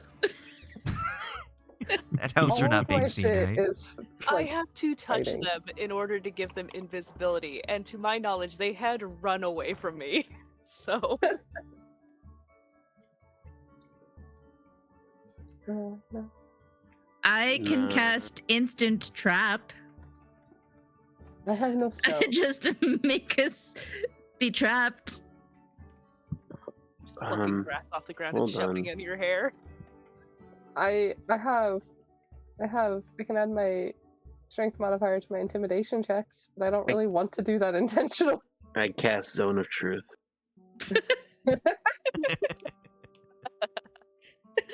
We I can only cast- speak the truth and nothing but the truth. I cast good guide, guys. Hunter's Mark.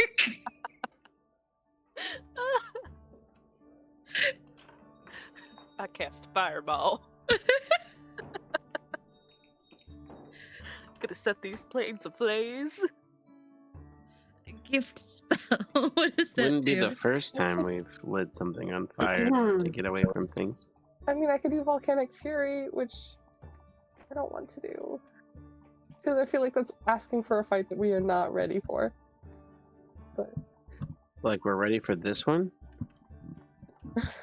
You know what? I am going to tell my dog to run away from us, like try and stealth, and then run away from us, like, and cause a distraction. So they're not looking towards us. If that's possible. pretty please. So trying to cause a distraction is what I am wanting to do. Okay. Excuse me. Bless you. Do you want to roll Thanks. deception? Sure. Deception is a...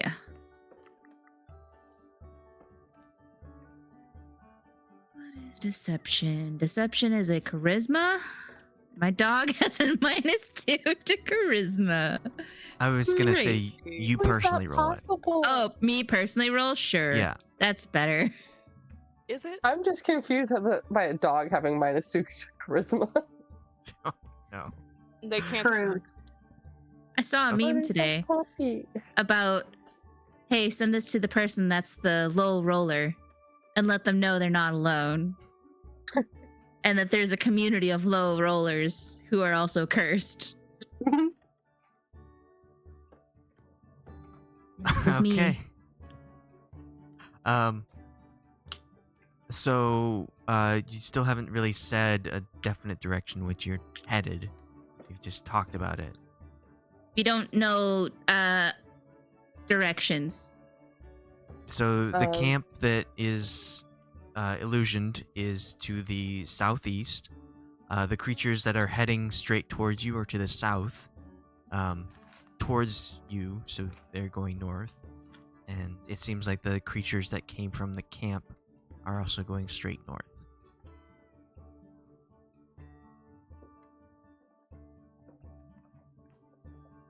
So we should head west and then south. So that we pass by the creatures that are going north that are south of us, and we can skirt to the south of the camp.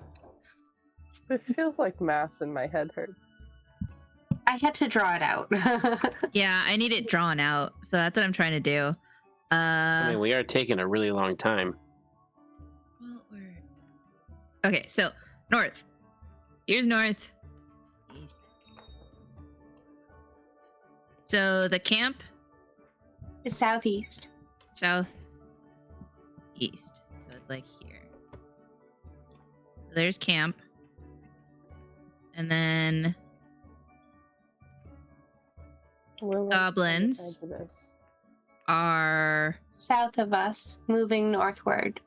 So we're And like here. at the camp, moving northward as well. Okay. Let me make the camp bigger.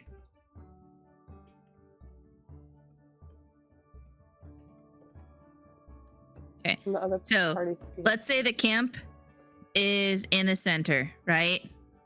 Here's camp. Angry goblins, towers, big giant dude. He's got a spear and a rock. He says, meh. Okay. And we are like southeast of this camp.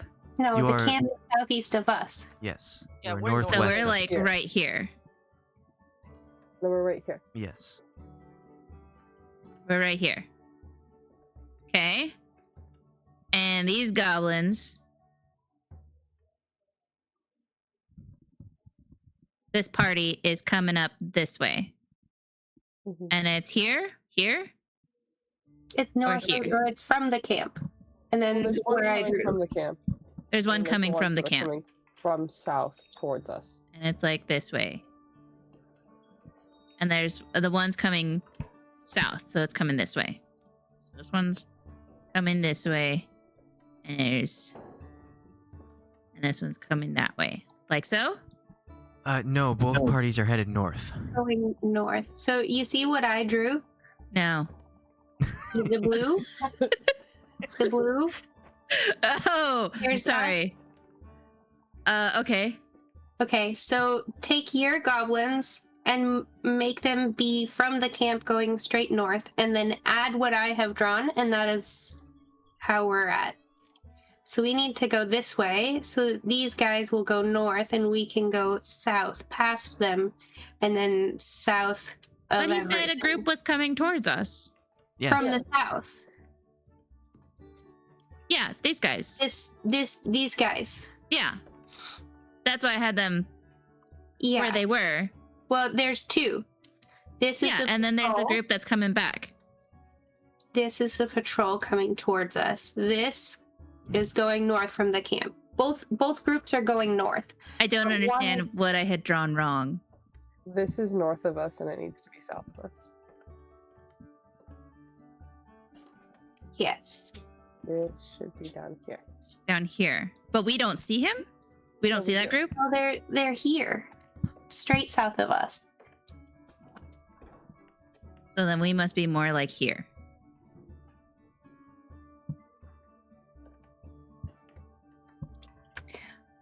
I see. In yours, we are a circle. Yes. Yes, that is That's roughly the circle. correct. The circle is not us, but yeah, this is us right The here. little circle. Sorry. Yes. That is roughly correct. Then we need That's to us. go west, so that we pass these dudes and basically go. Oh, that's the back. Okay, only the spine.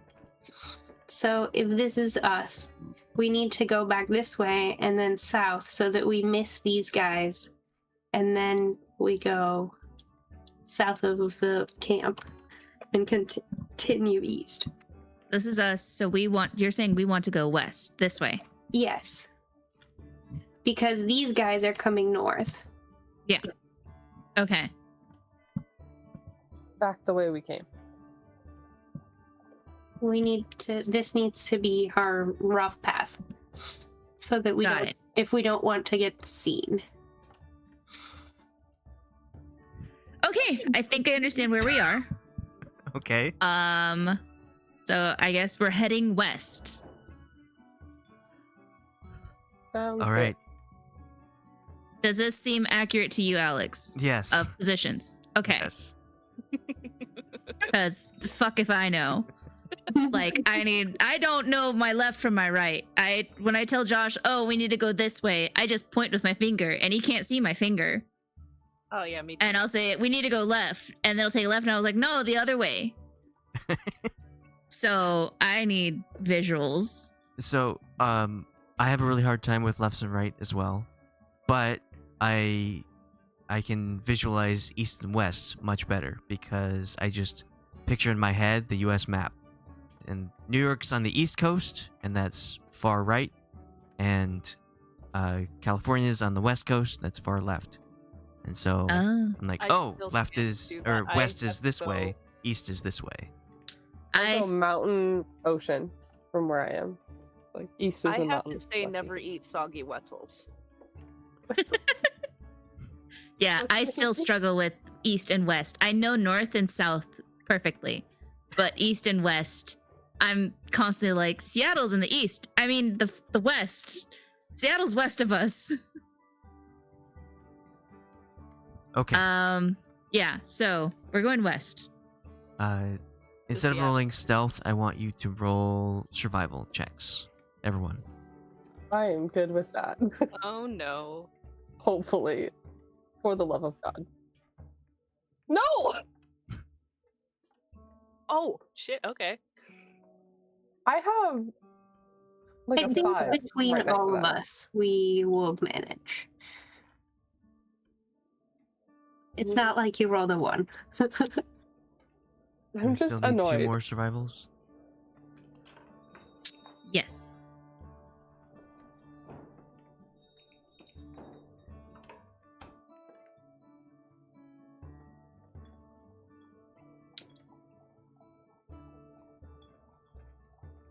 And Guryev?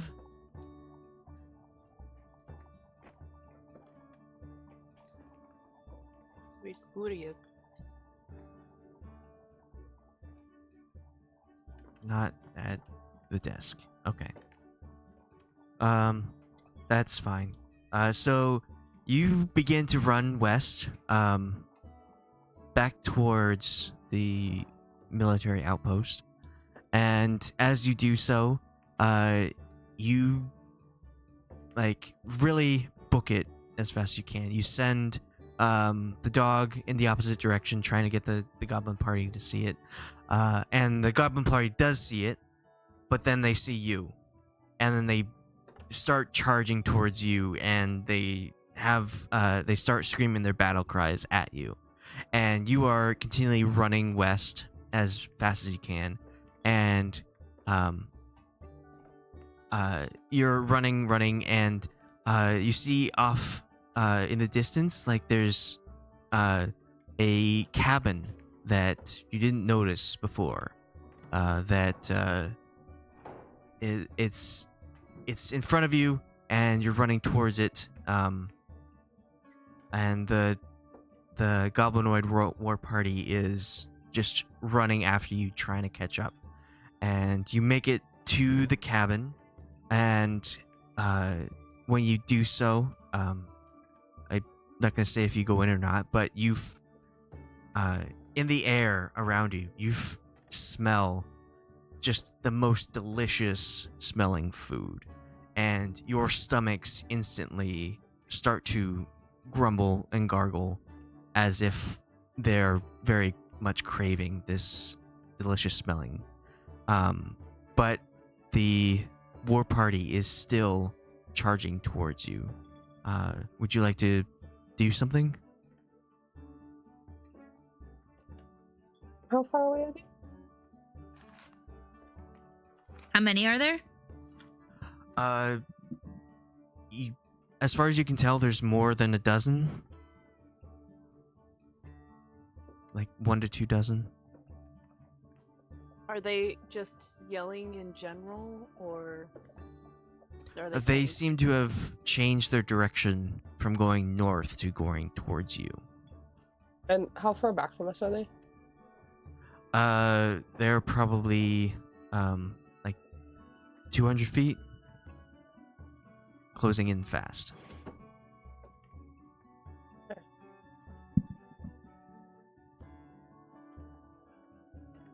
Khalas is gonna be like, either we fight these now or we keep running. Any ideas?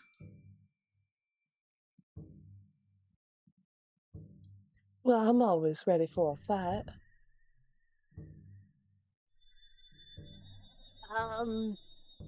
If that's what y'all want.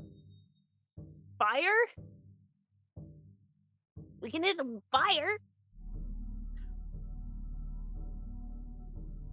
You have gotten to a cabin that seems to come out of nowhere.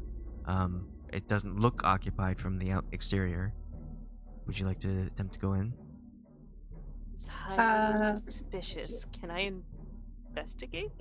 Yeah, I don't trust that. You can use this time to investigate, but it will mean that the party will very quickly get closer to you. Ugh. Can I make it look like we are continuing past, but then we can go inside? How would you like to do that?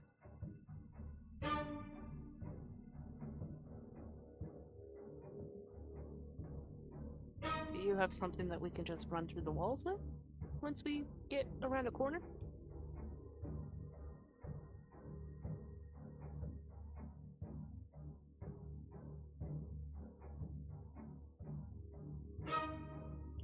They're closing in. What would you like to do?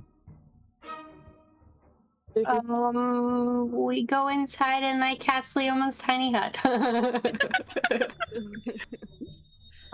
If we're gonna fight them, I'd like to stop about 20 plus, minimum of 20 feet from the cabin, or like go back. So I'm 20 feet away from the cabin. I think going into the cabin would be better because then you can reinforce the door and buy yourself a bit of time to get spells ready. Yeah. And then I want to, when they're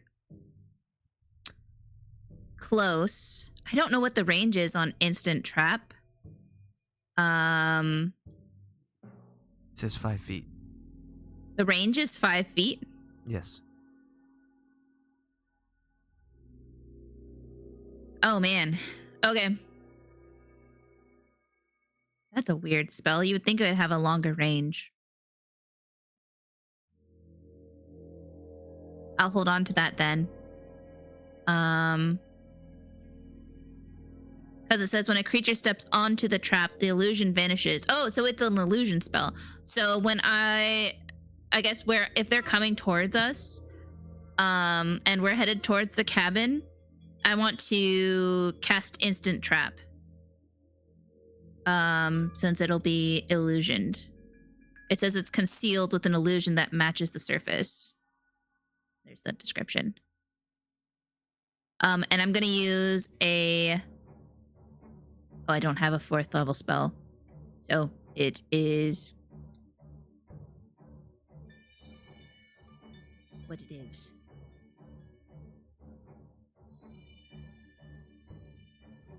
It's just gonna be that 1st level, I guess.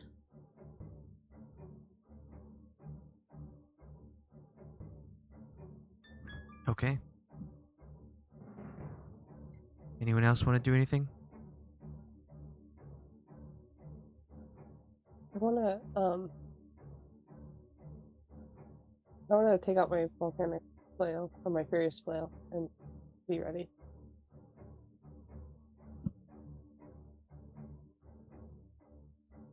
Did we run into the cabin? Nobody has said they have. I did. I thought you were creating an illusion to make it look like. Oh, something sorry. else I didn't find anything that would do that. So, going with my first plan. Okay. Well, Delta runs in. Khalas creates a trap. Katla prepares I'm waiting. her flail. like 20 feet out from the cabin, and I'll run in later. Yeah, same.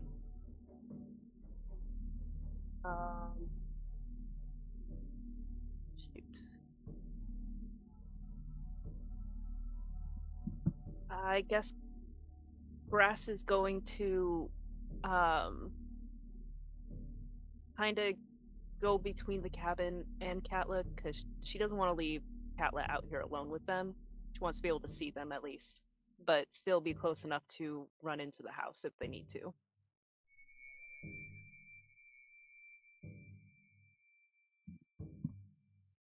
Okay. Well, you all prepare what you need to get ready for this war party running towards you. And as you are getting into your stances, ready to go, the war party doesn't seem to be slowing down. They seem to be barreling forward, just charging at full speed. They don't even slow down as if to start attacking.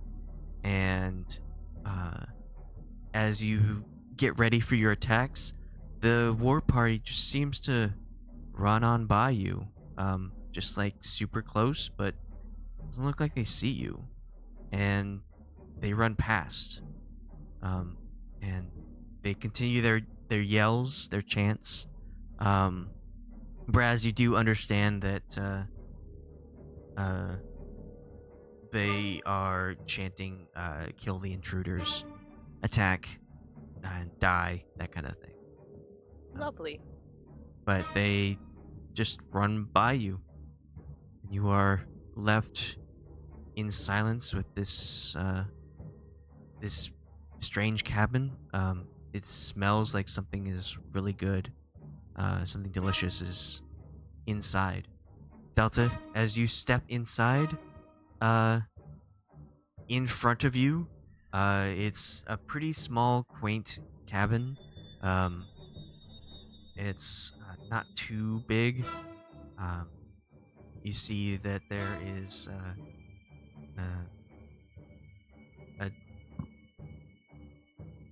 a doorway leading into a back area. This front, like living room space, is connected to a kitchen, and the kitchen is where the delicious smells are coming from. You smell all sorts of like meats and vegetables, some hearty like mushroom scents, as well as onions, coming from this cabin.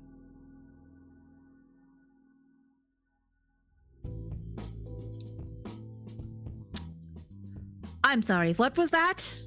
Did they just run past us?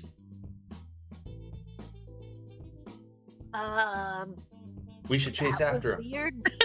Pardon my French, but what the fuck?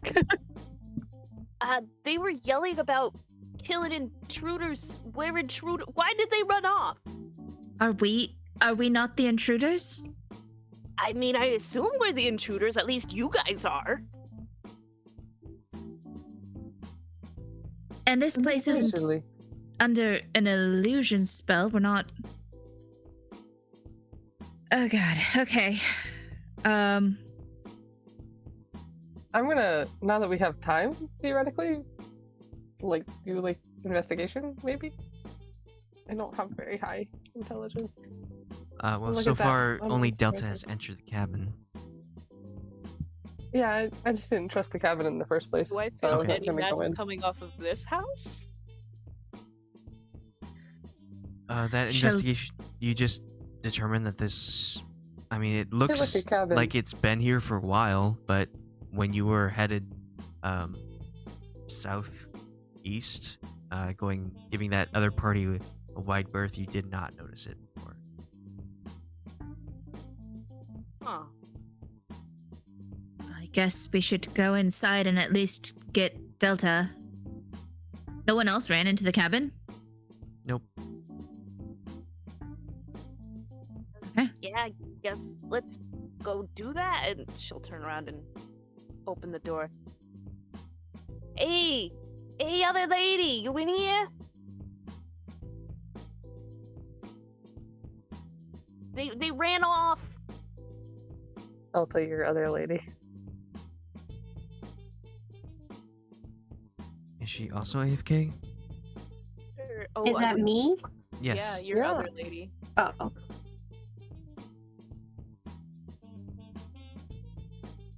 Khalas is with me, and so is Katla. So And I assume Sorry, I have- Guryev as well. Unless they're staying outside. Who's coming into the cabin? I'll follow. Um, But I'm Anyone- still like turning around Says- looking. Is there anyone who doesn't want to go in the cabin?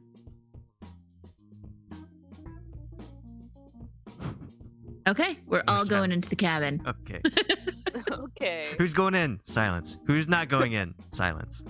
Okay, we're all going in the cabin. The I'll second go in on a command trip. has spoken.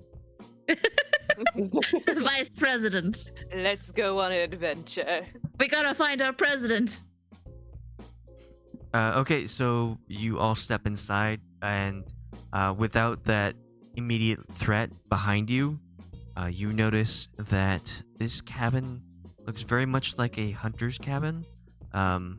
You are kind of getting your eyes accumulated to the dim light coming from the kitchen, but you notice that there are animal pelts that are scattered around. There is a pretty nice looking sofa in the middle.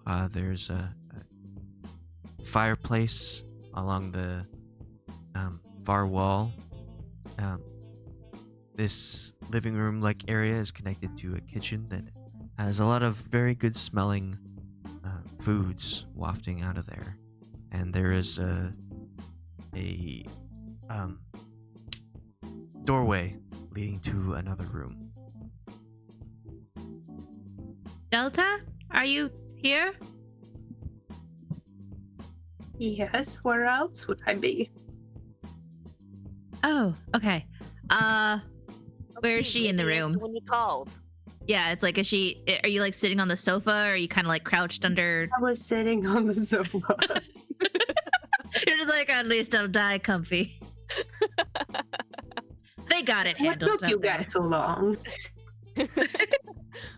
The goblins went right past us. Brasz says they were yelling about something about get the trespassers. Was that right, Brasz? They yelled, kill the intruders, die, get them.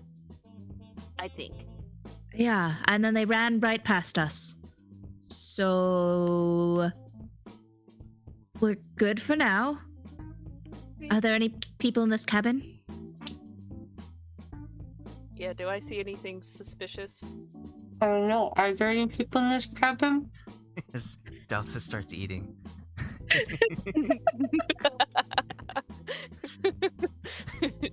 You're like, Um, nah, I didn't see anybody suspicious. Do you go into that separate room in the back? Sorry, would this Yeah. be a good time for like a 5-minute break? Because we need to start laundry. I already started laundry. Oh, okay. Never mind. Hey, look, they're back.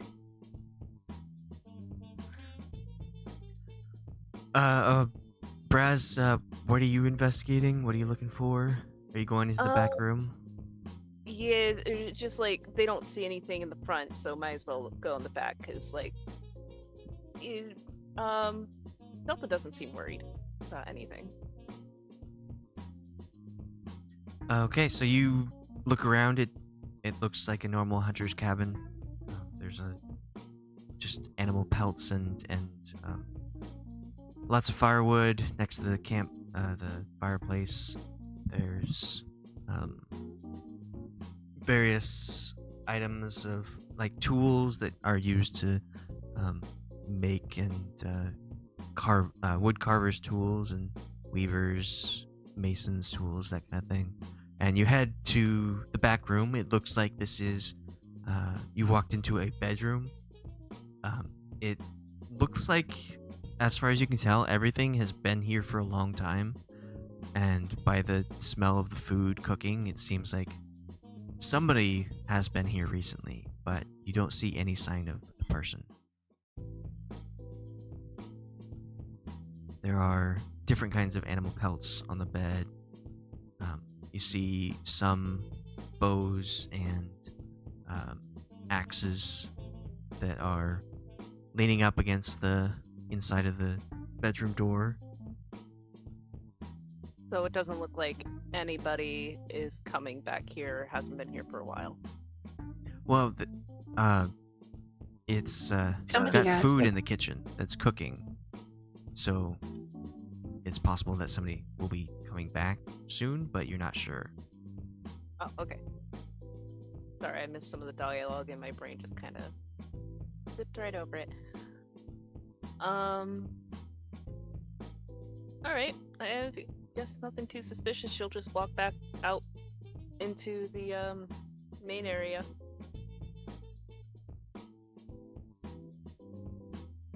Is there like any kind of books or pictures in this cabin? Anything that would maybe like have a name or something in it, like of the owner? You look around and you don't see that much reading material. You do happen to find a couple books that are in the kitchen. They look to be cookbooks. Ooh. I'll take a look at those. You look at them. There's two of them. Both of them look to be two different volumes. The larger, or the second volume is the larger of the two, and you see that the author is Chef Odin. Chef Odin.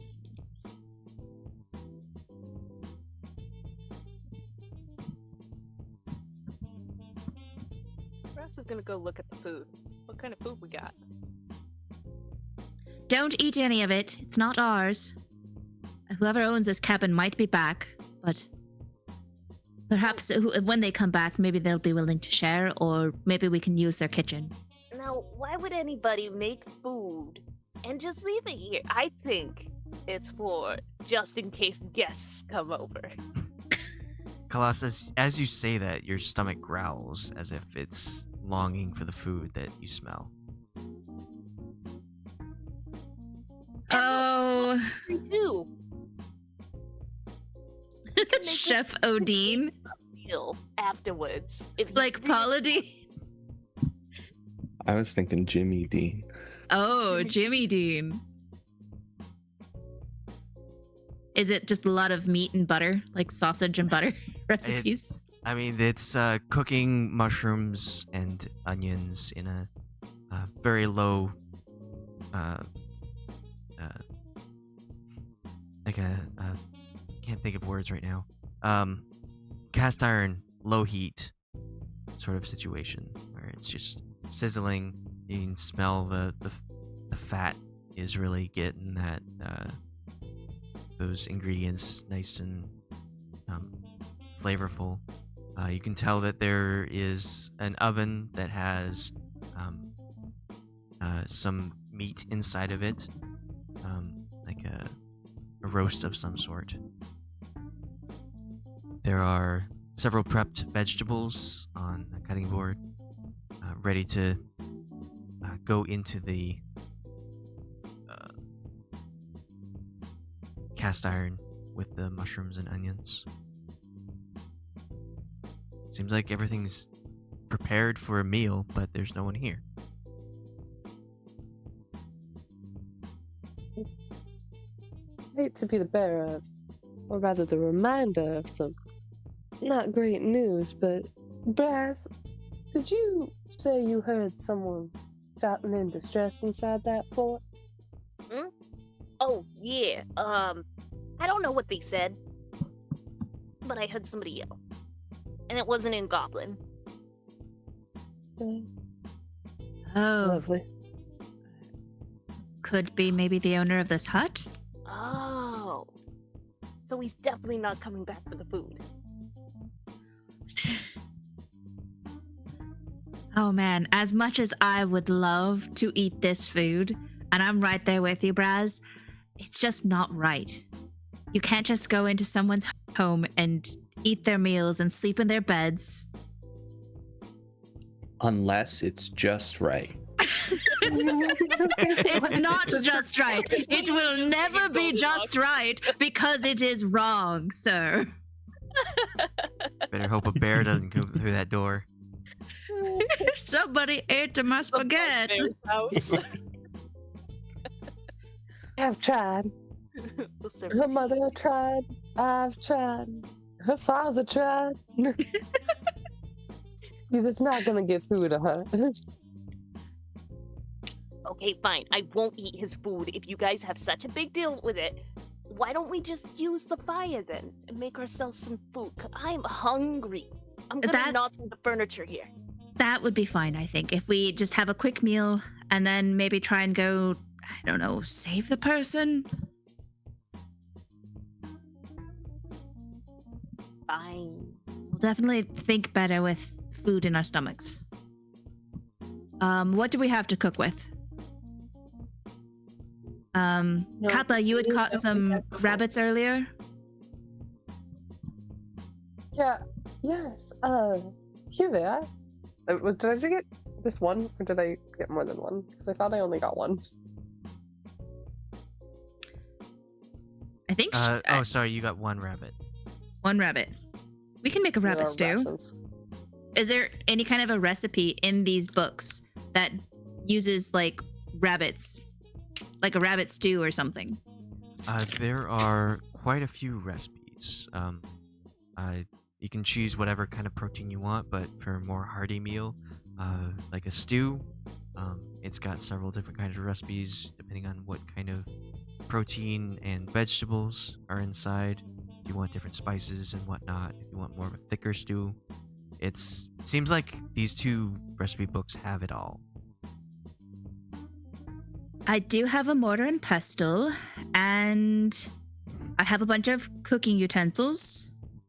I have some oil that should be fine to use. You have a cinnamon stick and a small bag of salt. You look around the kitchen, it does have all of the kitchen utensils you might need. Okay. Is there a washing basin to be able to wash the utensils if we use them? Yes. And Great. it already has water in it, and you check it. The water's warm. Is it magic? You don't know. Can I try and do an arcana on it? Sure. Arcana roller, or yeah. See if it's like Arcana want to touch it. Arcana. Water hot.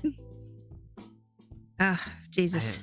That's not a +4 though. That's just for survival. So yeah. So it could very well be magic. You don't really know. It's weird. Why is there food cooking? Why is there a basin full of warm water when there's nobody here? Like, you'd think that somebody would be here to tend to these things, that the food might burn, the water might get cold, but there's also a roast in the oven and cut vegetables. Like, this is very weird. This could be, like, it's probably magic, according to that too. the food isn't burning.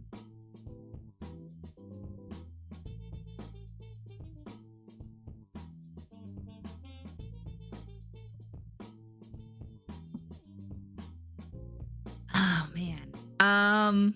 Magic pot. Mimic? Yeah, the food's not too hot, but it is roasting. Don't be a mimic. No, don't be a mimic. Well, but it's not. Nobody's roasting tending hot. to it, right? And you're saying that it's not just like a stew that you leave simmering. It's like there's stuff that's cooking, Right. like in an oven. On the stove. Yes. This is weird. There's something not right about this. Oh, Does anyone have like detect magic? I do. Hold on. Where am I casting it, or am I just casting it in general? In general, to try and determine if maybe this house is magical or.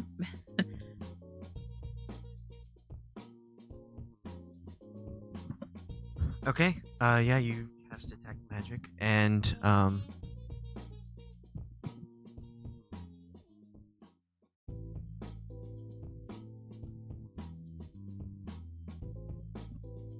you detect that there are signs of illusion magic, like around you. There's enchantment magic. There's some conjuration, and some transmutation magic. There's several different kinds. I relay that there's a lot of different kinds of magic here.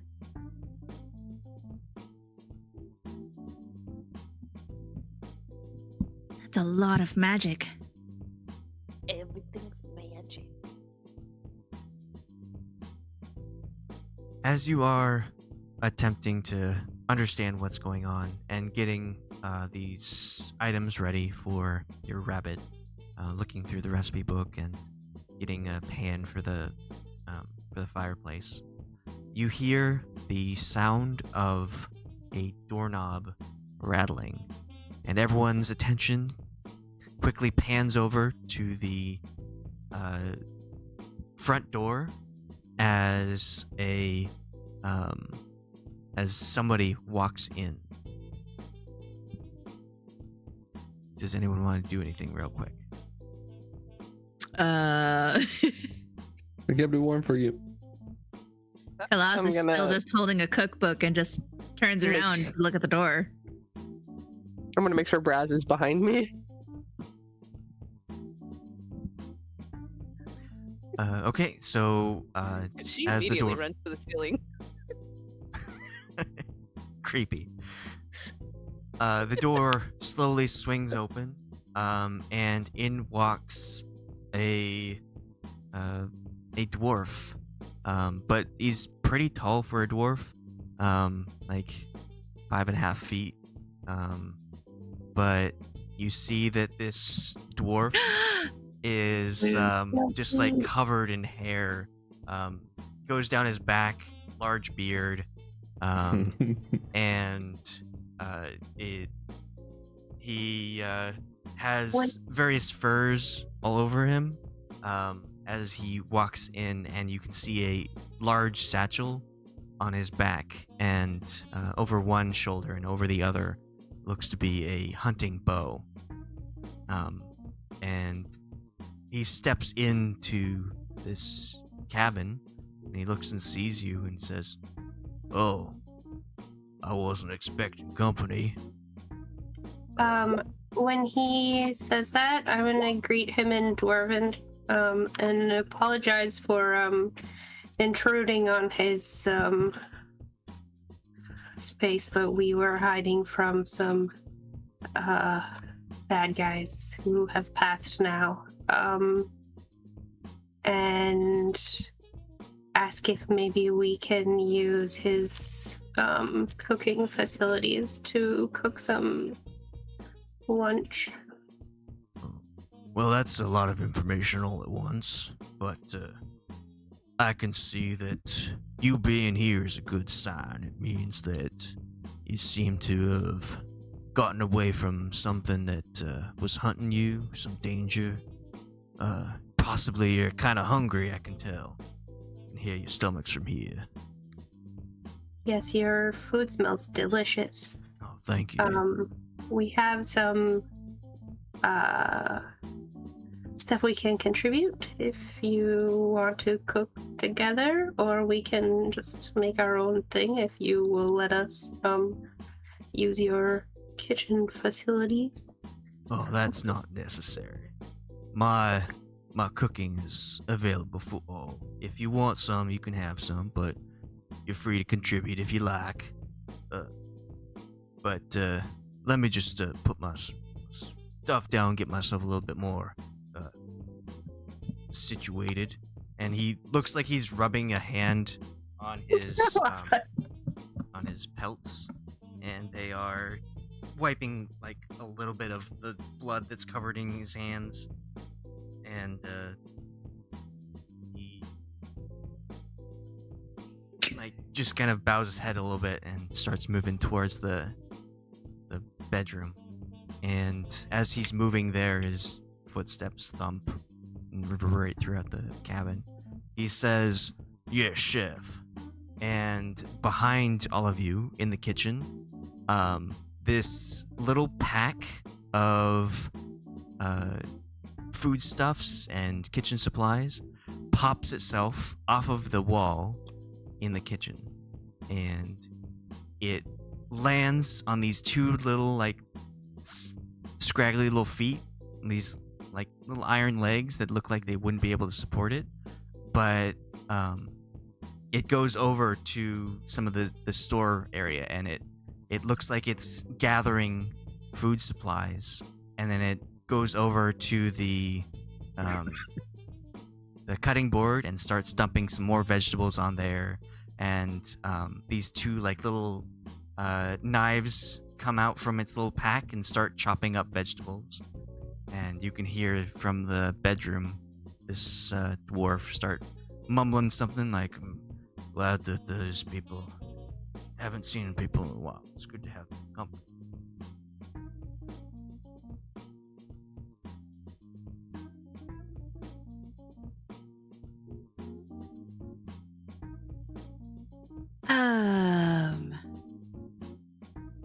As Khalas like quickly closes the book she's looking at and like gets out of the way as this thing starts to use the space, Khalas is going to try and swat at Brasz to get off the ceiling, because that's very rude. I don't know, how tall is this ceiling? It's not too tall, like 10 feet. Okay, yeah, I think I would be able to to be able to just leap and grab her. Just like, get off the ceiling. You raised in a barn? I was raised in a forge, you meanie.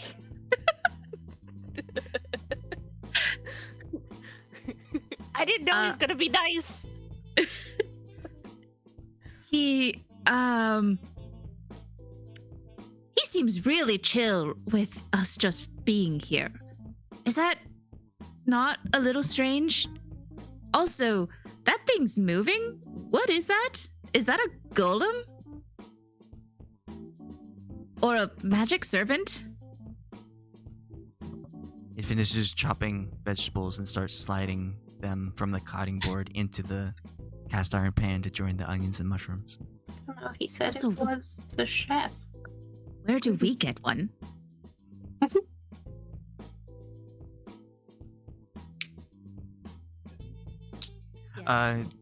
As you're kind of wondering all this, the dwarf comes out from the bedroom. His hands are still pretty messy, but it looks like he's taken off his pelts, set down his bow, and he is now wearing an apron with a little mushroom on the front. And he takes the bag of goods that he has, and he goes over to the pantry where that little backpack gathered ingredients, and he starts putting stuff from his bag into the pantry. And he says, "It's been a while since I had company. It's good to see more people again, although I don't always see people in the best situations. How'd you find yourself here?" How'd you find yourself here? We were running from some goblins and stuff. Not this one, obviously. Well, some people aren't quite the same as they grew up. Other people are different. But I understand your situation. People in danger, people tired and hungry, managed to find their way here. That's how I eventually got my way here. This place seems to be as sort of a sanctuary. I'm glad I was one to find it now. I can make food for others once again. It's been lonely for a bit. Wait, so you're saying do you own this cabin? Or did you just find it and make it your own?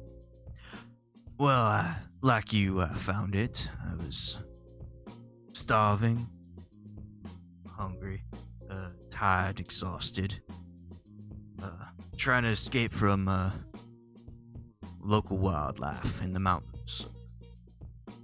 But I managed to find myself in here, and previous owner decided that he didn't want to be here anymore, and so he decided to give the cabin to me. Rightful grateful for it. I could help others when I myself needed help before. Now, I'm sorry. And your name is? I'm Khalas. We're a group called The Few. well, that's mighty fine. Nice to meet you, Khalas. I'm Paul. Paul. How do you spell that? I'm Paul. What an exotic name in this fantasy realm. Paul. Paul. It's nice to meet you, Paul. Thank you Paul for being. Odin. Oh my god! Are you Chef Paul? Well, they used to call me Chef Odin back in the Baldur's Gate when I was cooking there, but I go by Paul now.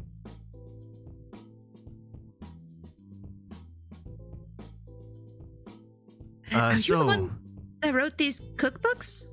Oh yeah, that was a long time ago. Impressive. Yeah. Anyone here aspiring chef or cook themselves? I cook some. We attempt.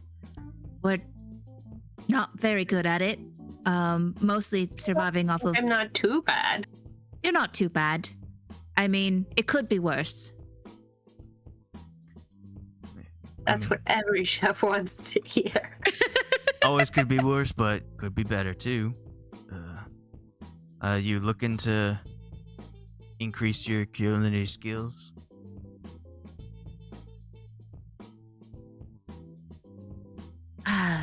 It wouldn't. It would help, I think. It wouldn't hurt. I think it's always good to learn new things. Right, Delta?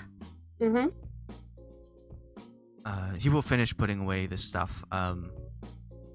You see that it's like various different kinds of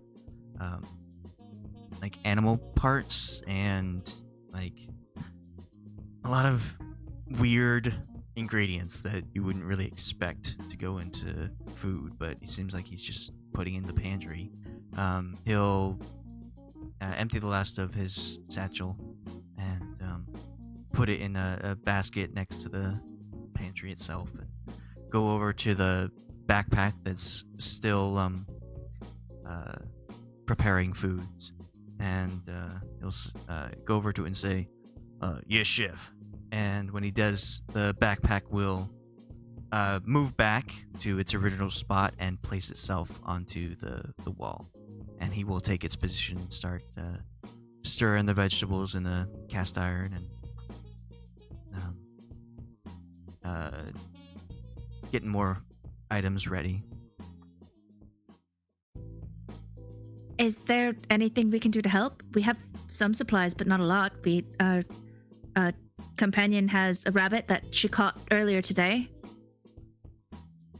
Oh, well, that sounds mighty fine. If you want, you can help.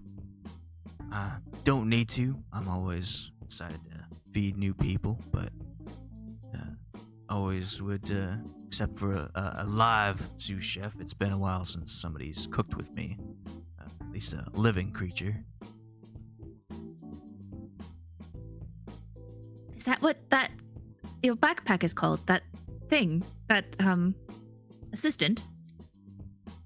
Yeah, that's a portable grill. It's really helpful for when I'm out, but most of the time I'll just have it cook and prepare food for when I'm not here, so that I have some food to start eating when I arrive back. Seems to be slacking this time, but It's that's even fine. better than mine. Yeah, we have a magic grill too, but this one seems much cooler. Ours is ghetto. It just provides magical heat, but it's nice when you don't want to have a fire. That's true. Oh, and Delta has a pan of bacon frying. That's what I was talking about. Oh, I thought we were talking about our cast iron thing where we had like a big iron door as like a griddle. I don't Maybe I'm thinking of this then. I don't think it's a door. It's the same. They're the same thing. We did use a door once. Yeah. But then I bought a stand for it so it wouldn't like burn things down. Yes, that's right.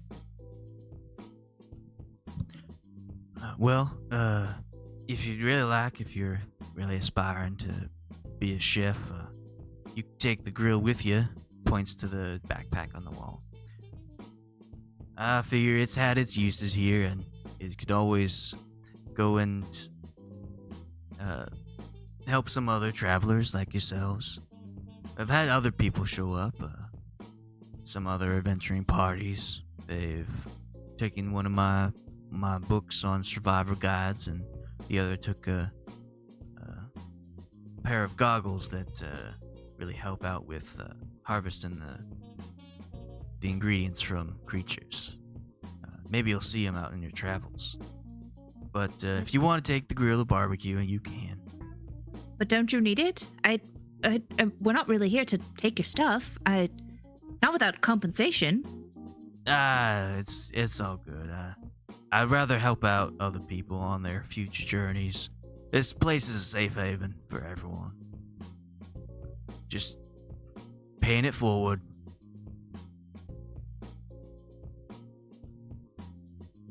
Oh, that's awfully kind of you.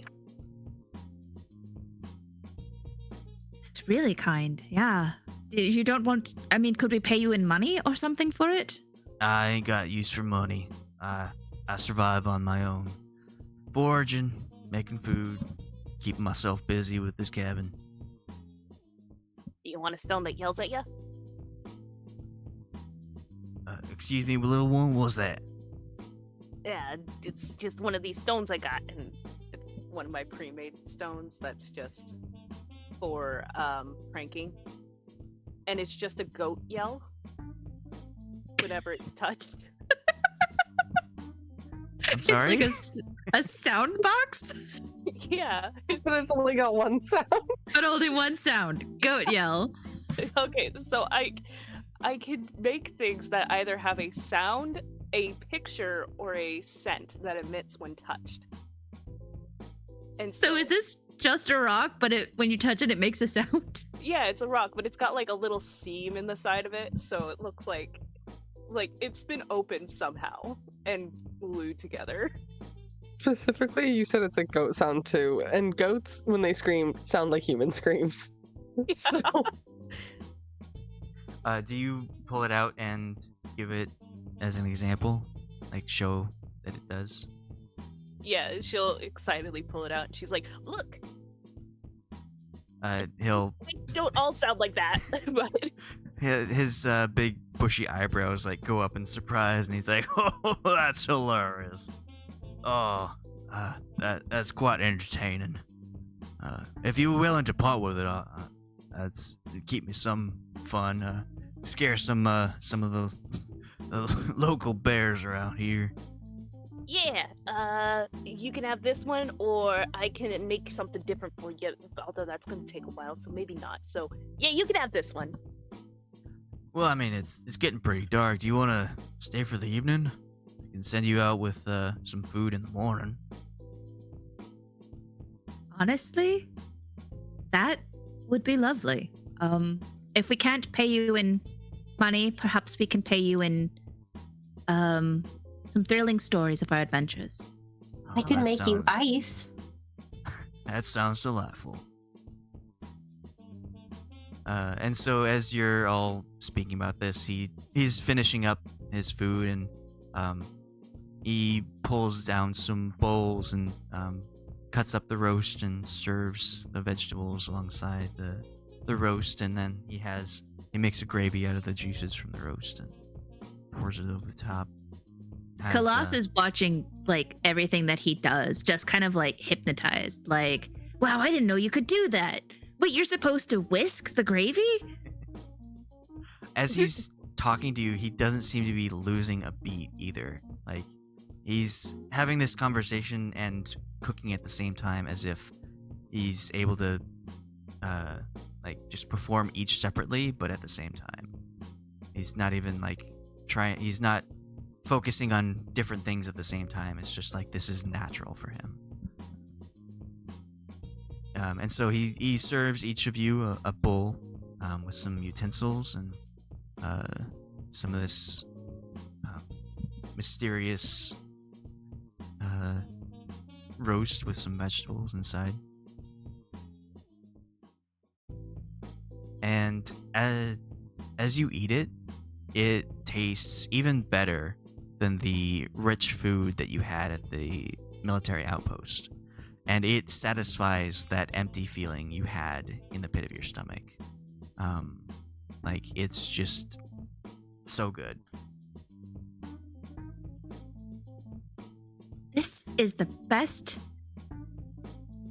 What is this? Soup? Stew? This is the best I've ever had of whatever it is. The best food I've ever had. Yeah, this is pretty good. You're good at what you do. Oh, kindly thank you. Like I said, it's nice to have a conversation again with some living creatures. It's a bit tiring mentally talking to a grill for so long. Why have you been alone for so long? I've taken up this job as what I want to do. Just helping people in their time of need.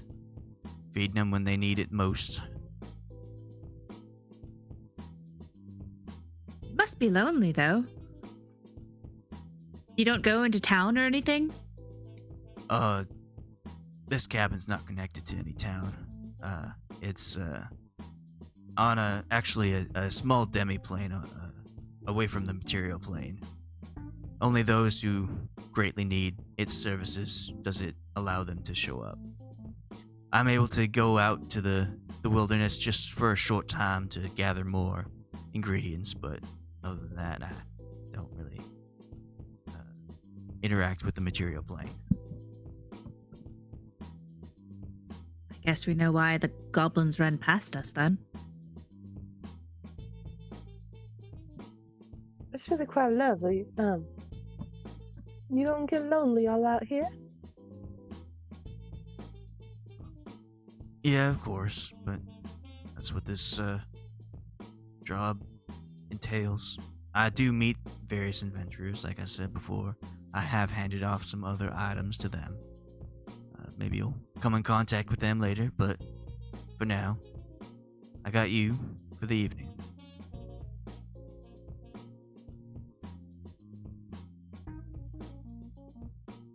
And as you are eating your food, filling up the comfort food that just like washes over you, not in an exhausting way, just a very satisfying way. He manages to pull out some cots and some pelts for everyone. No one's sleeping on the floor, but he will offer all this to you, and with this comforting evening, we will end the session there.